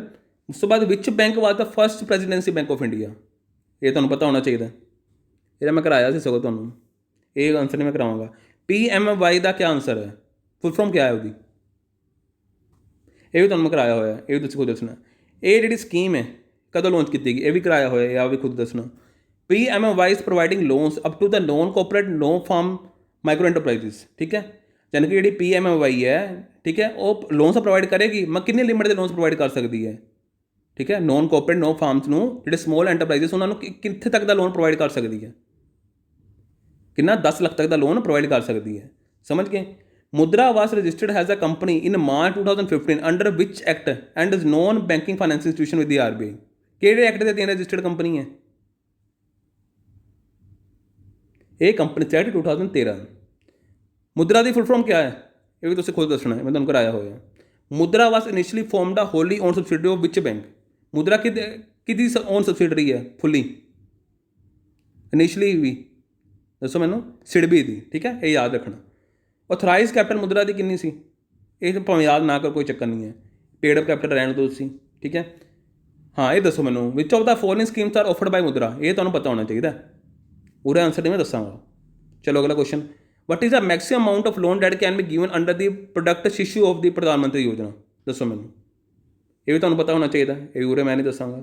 Maximum amount loan that given by the Kishore ਕਿੰਨੀ ਮੈਕਸਿਮਮ ਲਿਮਿਟ ਪਹੁੰਚਾ ਸਕਦਾ? ਮਤਲਬ ਜਿਹੜੀ ਮੁਦਰਾ ਯੋਜਨਾ ਦੇ ਅੰਦਰ ਲਿਮਿਟ ਹੈ ਨਾ, ਕਿਸ਼ੋਰ ਲਿਮਿਟ, ਉਹਦੇ ਨਾਲ ਤੁਹਾਨੂੰ ਕਿੰਨਾ ਲੋਨ ਮਿਲ ਸਕਦਾ? ਇਹ ਵੀ ਖੁਦ ਦੱਸਣਾ ਤੁਹਾਨੂੰ। ਅਤੇ ਤਰੁਣ ਦਾ ਵੀ ਤੁਸੀਂ ਖੁਦ ਦੱਸਣਾ। 47 ਦਾ ਆਨਸਰ ਤੁਸੀਂ ਖੁਦ ਦੇਣਾ। ਸਮਝ ਗਏ? Refinance is available for term loan and working capital loans up to amount dash per unit? ਠੀਕ ਹੈ। ਜਿਹੜਾ ਰੀਫਾਈਨੈਂਸ ਹੈ ਲੋਨ ਟਰਮ ਲਈ ਅਤੇ ਵਰਕਿੰਗ ਕੈਪੀਟਲ ਲੋਨਸ ਲਈ, ਉਹ ਕਿੰਨੀ ਲਿਮਿਟ ਤੱਕ ਦਾ ਮਿਲ ਸਕਦਾ ਤੁਹਾਨੂੰ? ਕਿੰਨਾ ਮਿਲ ਸਕਦਾ? ਦੱਸੋ। 10 ਲੱਖ ਤੱਕ ਦਾ ਮਿਲ ਸਕਦਾ। ਠੀਕ ਹੈ। ਉਸ ਤੋਂ ਬਾਅਦ CGFMU ਦੀ ਕਿਆ ਫੁੱਲ ਫॉर्म ਹੈ? ਕ੍ਰੈਡਿਟ ਗਰੰਟੀ ਫੰਡ ਫॉर, ਦੱਸੋ। ਕ੍ਰੈਡਿਟ ਗਰੰਟੀ ਫੰਡ ਫॉर, ਦੱਸੋ, micro units and small enterprises. ਠੀਕ ਹੈ। Micro units and small enterprise. ਚਲੋ ਉਰੇ ਤਾਂ ਮਾਈਕਰੋ ਯੂਨਿਟਸ ਦੀ ਗੱਲ ਕੀਤੀ, ਇਹ ਆਪਸ਼ਨ ਲੱਗ ਜਾਏਗਾ। ਸਮਝ ਗਏ? ਇਹ ਕਦੋਂ ਸੈਟਅਪ ਕੀਤਾ ਗਿਆ? 28 ਮਾਰਚ 2014 ਵਿੱਚ। ਸਮਝ ਗਏ? ਕਰਨਾ ਕੀ ਹੁੰਦਾ ਇਸ ਵਿੱਚ? ਲੋਨਸ ਪ੍ਰੋਵਾਈਡ ਕਰਨੇ ਨੇ ਕੋਲੈਟਰਲ ਫ੍ਰੀ, ਬਿਨਾਂ ਕਿਸੇ ਸਿਕਿਉਰਿਟੀ ਤੋਂ। NCGTC ਦੀ ਕਦੋਂ ਫਾਰਮ ਕੀਤੀ ਗਈ? NCGTC ਕਦੋਂ ਫਾਰਮ ਕੀਤੀ ਗਈ? ਦੱਸੋ। ਦੱਸੋ। ਮੈਂ ਦੱਸਣ ਲੱਗਾ ਸੀ ਤੁਹਾਨੂੰ। 2014 'ਚ ਫਾਰਮ ਕੀਤੀ ਗਈ। NCGTC क्या है? National credit guarantee trust company है, समझ गए। अगर देखो who is the chairman of the Basel committee on banking supervision, दसो। ਇਹਦਾ आंसर ਤੁਸੀਂ खुद देना है। The bank of international settlements कदों एस्टैबलिश किया गया? ਇਹਦਾ आंसर ਤੁਸੀਂ खुद दो। How many central banks of monetary authorities are currently members of the BIS? They have right of voting representation general meetings. किन्ने ऐसे मैंबर पार्ट हैं? किन्ने हैं? 60 सेंट्रल बैंक्स हैं, समझ गए। पेज 3 कदों रिलीज़ की गई? ये भी दसिया होया तुहानूं, दिसंबर 2010 में रिलीज़ की गई, समझ गए। What does pillar 1 of the Basel 3 deal with? हम पेज 3 पिलर रखे गए सी अलग अलग, तो पिलर 1 की डिस्कस करता है? Minimum regulatory capital requirements based on the risk weightage risk. पहले पिलर इस बारे गल की हुई है। पिलर 2 किहदे बारे गल करता? पिलर 2 किहदे बारे गल करता है? सुपरवाइजरी रिव्यू पिलर, ठीक है, समझ गए। पिलर 2 बेसल 3 किसके ऊपर गल करता है? Supervisory review in the process where the national regulator ensured the home country banks are following the rules, समझ गए। रिव्यू करना। What does the pillar 3 stands for in the Basel 3 norms, दसो। इसका आंसर आएगा मार्केट डिसिप्लिन की गल करता, समझ गए। उस तो बाद according to the Basel 3 now banks will be required to hold a company conservation buffer of dash percentage of RWS, दसो किन्ने परसेंटेज? किन्ने? 2.5। डन। अगला question. The counter cycle buffer has been introduced with the objective to increase the capital requirements in good terms good times and decrease in the same in bad time. The range of the buffer will be, कितना होना चाहिए? कितना होना चाहिए? 0 to 2.5%। Highest form of loss absorbing capital under basis 3 known has the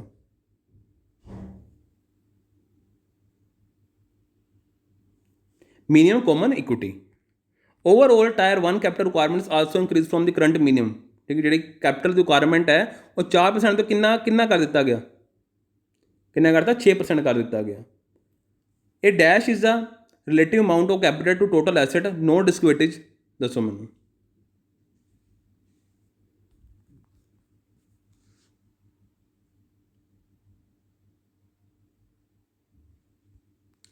leverage ratio, ठीक है। केड़ी ratio? Leverage ratio, समझ गए। केड़ी रेशो आएगी अपनी? लीवरेज रेशो आएगी। लीवरेज रेशो गल की होंगी, दसो मैनू। दैन लीवरेज रेशो आप गल करते हैं डेप्ट टू इक्विटी की रेशो कि टोटल डेप्ट कितना है तो शेयर होल्डर इक्विटी कितनी है। टोटल डेप्ट मतलब देनदारी कितनी है तो शेयर होल्डर इक्विटी कितनी है, ठीक है। तो को एज ए कैपिटल कितना पैसा है तो उसके आधार पर देनदारी कितनी है। डन, समझ गए। Okay. The first Indian owned bank was Allahabad, setup in the Allahabad किहड़े साल विच? ये भी कराया होया, खुद दसना मैनू। PNB was the second owned bank, किस साल विच सैटअप किया गया? ये भी खुद दसना तुसीं मैनू। फुल फॉर्म क्या है IPDI इसकी, दसो क्या है? Investment fluctuation reserves innovative perpetual डेप्ट इंस्ट्रूमेंट्स, समझ गए। तो केड़ा आंसर होएगा? ए ऑप्शन होएगा। RBI has extended the timeline for full implementation of the Basel 3 norms. कदों तक इन्होंने एक्सटेंड कर दिता गया? बेसल 3 की नॉर्म्स हाले तक इंप्लीमेंट नहीं की गई, इन्होंने एक्सटेंड कर दिता गया। किहड़े साल तक कर दिता गया? जुलाई 31 2019। मगर ये जुलाई 31 भी इंप्लीमेंट नहीं हुई सही तरीके नाल, इन्हूं होर एक्सटेंड किया गया हुण। NBFC की फुल फॉर्म क्या है? ये मैं नहीं दसांगा, ये तो नॉर्मल कहानी बन चुकी है, तुहानूं पता होएगा। NBFC किस कंपनी के अंडर आउंदे ने ये भी तुहानूं पता होएगा।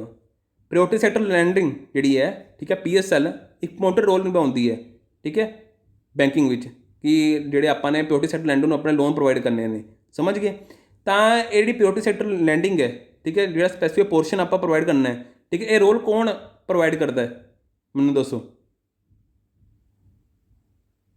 ये RBI दसदी है उन्होंने, ठीक है। Which means the group of activities which are to be finance on the priorities called, की कहने उन्होंने आप की कहने प्रायोरिटी सैक्टर कहने। Bank loan um to limit per borrower for building social infrastructure under priority sector. हूँ social infrastructure लिए जो पैसा लोन प्रोवाइड करना वो किन्ने परसेंटेज प्रोवाइड करना आपने? ਪ੍ਰਾਇੋਰਟੀ ਸੈਕਟਰ ਦੇ ਅੰਡਰ ਕਿੰਨਾ ਕਿੰਨਾ ਆ ਜਾਏਗਾ ਆਪਣਾ 5 ਕਰੋੜ। ਦ ਕੰਸੈਪਟ ਆਫ ਪ੍ਰਾਇੋਰਟੀ ਸੈਕਟਰ ਵਾਸ ਫਾਰਮਲਾਈਜ਼ਡ ਇਨ 1972 ਬਾਈ, ਜਿਹੜਾ ਪ੍ਰਾਇੋਰਟੀ ਸੈਕਟਰ ਦਾ ਜਿਹੜਾ ਫਾਰਮੂਲਾ ਲਿਆਉਂਦਾ ਗਿਆ 1972 ਵਿੱਚ ਕਿਸ ਦੀ ਸਟੱਡੀ ਦੁਆਰਾ ਲਿਆਉਂਦਾ ਗਿਆ, ਕਿਹੜੀ ਸਟੱਡੀ ਕੀਤੀ ਗਈ ਸੀ ਜਿਸ ਦੇ ਦੁਆਰਾ ਇਹ ਕੰਸੈਪਟ ਲਿਆਉਂਦਾ ਗਿਆ, ਕਿਹੜੀ ਸਟੱਡੀ ਕੀਤੀ ਗਈ ਸੀ? ਸਟੱਡੀ ਗਰੁੱਪ ਕਨਸਟੀਟਿਊਟ ਇਨ ਮਈ 1971, ਠੀਕ ਹੈ, ਉਹਦਾ ਸਟੱਡੀ ਕੀਤੀ ਗਈ ਸੀ।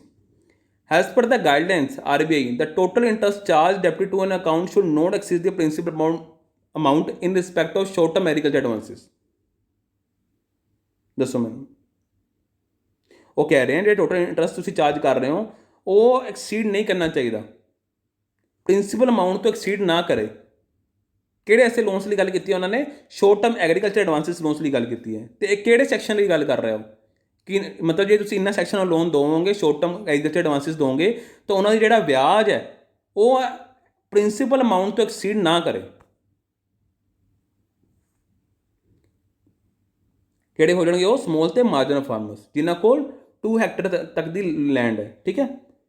ਅਲਾਉਇੰਗ ਦਾ ਪਾਰਟੀ ਟੂ ਓਵਰਡਰ ਇਸ ਅਕਾਊਂਟ ਇਸ ਕਾਲਡ, ਕਿ ਇੱਕ ਤਰ੍ਹਾਂ ਨੇ ਆਪਣੇ ਪਾਰਟੀ ਨੂੰ ਅਲਾਉ ਕਰਤਾ ਕਿ ਤੁਹਾਡੇ ਅਕਾਊਂਟ 'ਚ ਜੇ 40 ਰੁਪਏ ਪਏ ਹੈ ਤੁਸੀਂ 100 ਰੁਪਏ ਨਿਕਾਲ ਸਕਦੇ ਹੋ। ਇਸ ਨੂੰ ਆਪਾਂ ਕਿਸ ਨਾਮ ਨਾਲ ਜਾਣਦੇ ਹਾਂ? ਓਵਰਡਰਾਫਟ, ਠੀਕ ਹੈ, ਇਸ ਨਾਮ ਨਾਲ overdraft. Total payment period including the holiday period should not exist 5 years from the data of completion of course under which loan scheme. ਕਿਹੜੇ ਲੋਨ 'ਚ ਇਸ ਤਰ੍ਹਾਂ ਦੀ ਗੱਲ ਕੀਤੀ ਹੋਈ ਹੈ? ਐਜੂਕੇਸ਼ਨ ਲੋਨਸ ਦੇ ਉੱਪਰ ਇਹ ਗੱਲ ਕੀਤੀ ਹੋਈ ਹੈ, ਠੀਕ ਹੈ, D option. For foreign banks operating in India overall target of PSL, ਜਿਹੜੇ ਫੋਰਗਿੰਗ ਬੈਂਕ ਇੰਡੀਆ 'ਚ ਕੰਮ ਕਰ ਰਹੇ ਨੇ ਉਹਨਾਂ ਲਈ ਕਿੰਨਾ ਟਾਰਗੇਟ ਲਗਾਇਆ ਗਿਆ PSL ਦਾ? ਕਿੰਨਾ ਟਾਰਗੇਟ ਲਗਾਇਆ ਗਿਆ? 40%। ਨੋਰਮਲ ਸ਼ਡਿਊਲ ਜਿਹੜੇ ਕਮਰਸ਼ੀਅਲ ਬੈਂਕ ਇੰਡੀਆ 'ਚ ਉਹਨਾਂ ਲਈ ਵੀ ਇੰਨਾ ਹੀ ਲਗਾਇਆ ਗਿਆ। Consumption loan above the under priority sector lending can be guaranteed to, ਠੀਕ ਹੈ, ਜਿਹੜੇ ਕੰਜ਼ੰਪਸ਼ਨ ਲੋਨ ਹੈ PSL ਦੀ ਜਿਹੜੀ ਲਿਮਿਟ ਹੈ ਉਸ ਤੋਂ ਵੀ ਜ਼ਿਆਦਾ ਤੁਸੀਂ ਪ੍ਰੋਵਾਈਡ ਕਰ ਸਕਦੇ ਹੋ। ਕਿਹਨਾਂ ਨੂੰ? ਰੂਰਲ ਆਰਟਿਸਟਸ ਨੂੰ, ਸਮੋਲ ਮਾਰਜਨ ਫਾਰਮਰਸ ਨੂੰ, ਲੈਂਡਲੈਸ ਲੇਬਰਸ ਨੂੰ, all of the above. D option ਆ ਜਾਏਗਾ ਸਾਰਿਆਂ ਨੂੰ। ਜਿਹੜੇ ਇਸ ਸੈਕਸ਼ਨ ਦੇ ਲੋਕ ਹੈ ਉਹਨਾਂ ਨੂੰ ਤੁਸੀਂ ਇੱਕ ਪਰਟੀਕੂਲਰ ਲਿਮਿਟ ਦੇ ਜਿਹੜੀ ਪ੍ਰਾਇੋਰਟੀ ਸੈਕਟਰ ਲੈਂਡਸ ਦਿੱਤੀ ਹੋਈ ਹੈ ਉਸ ਤੋਂ ਬਾਅਦ ਵੀ ਤੁਸੀਂ ਲੋਨ ਪ੍ਰੋਵਾਈਡ ਕਰ ਸਕਦੇ ਹੋ, ਮਗਰ ਓਨਲੀ ਕੰਜ਼ੰਪਸ਼ਨ ਲੋਨਸ ਪ੍ਰੋਵਾਈਡ ਕਰ ਸਕਦੇ ਹੋ। Which of the following organization prepare a rural credit plans on annual basis for all districts in India, which in turn form the base for annual credit plans to all rural infrastructures, ठीक है। ਤਾਂ all rural financial institution ਲਈ ਐਸਾ ਜਿਹੜੀ organization ਕਿਹੜੀ ਹੋ ਸਕਦੀ ਹੈ ਜੋ ਪਲਾਨ ਤਿਆਰ ਕਰਦੀ ਹੈ, ਠੀਕ ਹੈ, ਕੌਣ ਹੋ ਸਕਦੀ ਹੈ? ਉਹ ਹੋਏਗੀ ਸਿੰਪਲ ਹੀ ਗੱਲ ਹੈ, ਨਾਬਾਰਡ, ਠੀਕ ਹੈ। ਚਲੋ ਹੁਣ ਤੁਹਾਡੇ ਲਈ ਸਰਪ੍ਰਾਈਜ਼, ਲਾਸਟ ਵੀਕ ਕੁਐਸਚਨ ਤੁਹਾਡੇ ਲਈ ਟੈਸਟ, ਠੀਕ ਹੈ, ਲਾਸਟ ਵੀਕ ਕੁਐਸਚਨ ਤੁਹਾਡੇ ਲਈ ਟੈਸਟ ਹੈ। ਇਹ ਮੈਂ ਤੁਹਾਨੂੰ ਦੇ ਕੇ ਜਾ ਰਿਹਾ, ਠੀਕ ਹੈ। ਜੋ ਤੁਹਾਨੂੰ PDF ਮਿਲੇਗਾ ਨਾ ਇਹ ਤੁਸੀਂ ਖੁਦ ਕਰਨੇ ਨੇ, ਸਮਝ ਰਹੇ ਹੋ? ਇਹ ਖੁਦ ਕਰਨਾ। ਆ ਦੇਖੋ ਇੰਨੇ ਔਖੇ ਨਹੀਂ ਨੇ, ਠੀਕ ਹੈ। ਚਲੋ ਹੁਣ ਲਾਸਟ ਵਿੱਚ ਆਪਣਾ 500 MCQs ਦਾ ਜਿਹੜਾ ਕੋਟਾ ਹੈ ਉਹ ਪੂਰਾ ਹੁੰਦਾ, ਸਮਝ ਗਏ? ਇਸ ਵਿੱਚ ਤੁਹਾਨੂੰ ਚੈੱਕ ਕੀ ਕਰਨਾ ਆਪਣੇ ਆਪ ਨੂੰ, ਆਪਣੇ ਆਪ ਨਾਲ ਇੱਕ ਪੇਜ ਲੈ ਕੇ ਬੈਠਣਾ, ਕੁਐਸਚਨ ਦਿੰਦੇ ਜਾਣਾ ਅਤੇ ਨਾਲ ਨਾ ਹੈਡਲਾਈਨ ਬਣਾਉਂਦੇ ਜਾਣਾ ਕਿ ਤੁਹਾਡੀ ਵੀਕਨੈਸ ਕਿਹੜੇ ਸੈਕਸ਼ਨਾਂ ਵਿੱਚ ਹੈ, ਠੀਕ ਹੈ, ਲਿਖਦੇ ਜਾਣਾ। ਅਤੇ ਉਹਨਾਂ ਸੈਕਸ਼ਨਸ ਨੂੰ ਦੇਖ ਕੇ ਲੈਕਚਰ 'ਚ ਦੁਬਾਰਾ ਜਾਣਾ, ਜਿਹੜੇ ਮੈਂ ਤੁਹਾਨੂੰ 32 ਲੈਕਚਰਸ ਕਰਾਏ ਨੇ ਉਹਨਾਂ ਵਿੱਚ ਜਾ ਕੇ ਤੁਸੀਂ ਰਿਵਾਈਜ਼ ਕਰਨਾ, ਸਮਝ ਗਏ? ਬਸ ਕਿਹੜਾ ਪੋਰਸ਼ਨ ਛੱਡ ਦੇਣਾ? ਜਿਹੜਾ ਮੈंने ਐਕਸਟਰਾ ਸਟੈਟਿਕ ਪਾਰਟ ਕਰਾਇਆ ਨਾ ਉਸ ਨੂੰ ਛੱਡ ਕੇ ਜਿਹੜੇ ਤੁਹਾਨੂੰ 32 ਲੈਕਚਰਸ ਕਰਾਏ ਨੇ ਅਤੇ ਉਸ ਤਰ੍ਹਾਂ ਦੇ ਜਿਹੜੇ ਟੌਪਿਕ ਇਹਨਾਂ ਕੁਐਸਚਨਾਂ ਵਿੱਚ ਪੁੱਛੇ ਗਏ ਨੇ, ਅਤੇ ਜੇ ਤੁਹਾਨੂੰ ਨਹੀਂ ਆ ਰਹੇ ਮਤਲਬ ਤੁਹਾਨੂੰ ਰਿਵੀਜ਼ਨ ਨਹੀਂ ਕੀਤੀ ਹੋਈ ਦੁਬਾਰਾ ਰਿਵੀਜ਼ਨ ਕਰਨਾ ਜਾ ਕੇ, ਠੀਕ ਹੈ, ਤਾਂ ਹੀ ਫਾਇਦਾ ਹੋਏਗਾ MCQs ਦਾ। ਤੁਸੀਂ ਐਨਾਲਾਈਜ਼ ਕਰਕੇ ਉਹ ਹੈਡਲਾਈਨ 'ਚ ਕੱਢੋ, ਠੀਕ ਹੈ, ਕੁਐਸਚਨਸ ਕੱਢੋ, ਮਤਲਬ ਕਿ ਟੌਪਿਕਸ ਕੱਢੋ, ਤਾਂ ਉਹਨਾਂ ਨੂੰ 32 ਲੈਕਚਰ ਜਿਹੜੇ ਮੈਂ ਤੁਹਾਨੂੰ ਕਰਾਏ ਨੇ ਉਹਨਾਂ 'ਚ ਜਾ ਕੇ ਦੁਬਾਰਾ ਰਿਵੀਜ਼ਨ ਕਰੋ, ਸਮਝ ਗਏ? ਅਤੇ 500 ਵਿੱਚ ਤੁਹਾਡੇ ਕਿੰਨੇ ਕੁ ਠੀਕ ਹੋਣੇ ਚਾਹੀਦੇ ਨੇ? ਜੇ ਮੇਰੇ ਹਿਸਾਬ 'ਚ ਤੁਸੀਂ ਦੇਖੋ ਤਾਂ ਤੁਹਾਡੇ ਕਿੰਨੇ 370+ ਜਿਹੜੇ ਨੇ ਠੀਕ ਹੋਣੇ ਚਾਹੀਦੇ ਨੇ, ਸਮਝ ਗਏ? ਕਿਉਂਕਿ ਮੈंने 80% ਇਸ ਵਿੱਚ ਉਹ ਸਿਲੇਬਸ ਪਾਇਆ ਜੋ ਤੁਹਾਨੂੰ ਮੈਂ ਆਲਰੇਡੀ ਕਰਾਇਆ ਹੈ। 20% ਐਸਾ ਸਿਲੇਬਸ ਇਸ ਵਿੱਚ ਐਸਾ ਸਟੈਟਿਕ ਹੈ ਜੋ ਕਿੱਥੋਂ ਵੀ ਕੁਛ ਵੀ ਪੁੱਛਿਆ ਜਾ ਸਕਦਾ, ਸਮਝ ਗਏ? ਜੇ ਤੁਹਾਨੂੰ 10 ਤੋਂ 15 ਕੁਐਸਚਨ ਪੁੱਛੇ ਜਾਣਗੇ ਉਸ ਤੋਂ 1 ਜਾਂ 2 ਕੁਐਸਚਨ ਤੁਹਾਨੂੰ ਕਿੱਥੋਂ ਵੀ ਬਾਹਰੋਂ ਆ ਸਕਦਾ, ਉਹ ਤੁਹਾਨੂੰ ਸਕਿੱਪ ਕਰਨਾ। ਜੇ ਤੁਹਾਨੂੰ ਨਹੀਂ ਆਉਂਦਾ ਤੁਹਾਨੂੰ ਸਕਿੱਪ ਕਰਨਾ, ਜੇ ਤੁਹਾਨੂੰ ਕਿਤੇ ਹਿੰਟ ਹੈ ਤੁਸੀਂ ਕਰ ਸਕਦੇ ਹੋ ਐਲੀਮੀਨੇਸ਼ਨ ਮੈਥਡ ਨਾਲ ਕਰ ਦਿਓ। ਬਾਕੀ ਤੁਹਾਡੇ 12 ਤੋਂ 13 ਕੁਐਸਚਨ ਤੁਹਾਡੇ ਠੀਕ ਹੋਣੇ ਚਾਹੀਦੇ ਨੇ, ਠੀਕ ਹੈ। ਅਤੇ ਇੱਕ ਆਪਣਾ ਲੈਕਚਰ ਆ ਜਾਏਗਾ ਕਰੰਟ ਅਫੇਅਰਸ ਦਾ, ਠੀਕ ਹੈ, ਜਿਸ ਵਿੱਚ ਤੁਹਾਨੂੰ ਮੈਂ ਮਈ ਐਂਡ ਜੂਨ ਜੁਲਾਈ ਅਗਸਤ ਨਹੀਂ ਜੂਨ ਜੁਲਾਈ ਅਗਸਤ ਬਸ ਇਸ ਦੇ 1.5 ਘੰਟੇ ਲੈਕਚਰ ਆਏਗਾ, ਠੀਕ ਹੈ। ਇਹਦੇ ਨਾਲ ਤੁਹਾਡੀ ਸਾਰੀ ਤਿਆਰੀਆਂ ਤੁਹਾਡੀ ਕੰਪਲੀਟ, ਠੀਕ ਹੈ। So thank you very much, best of luck.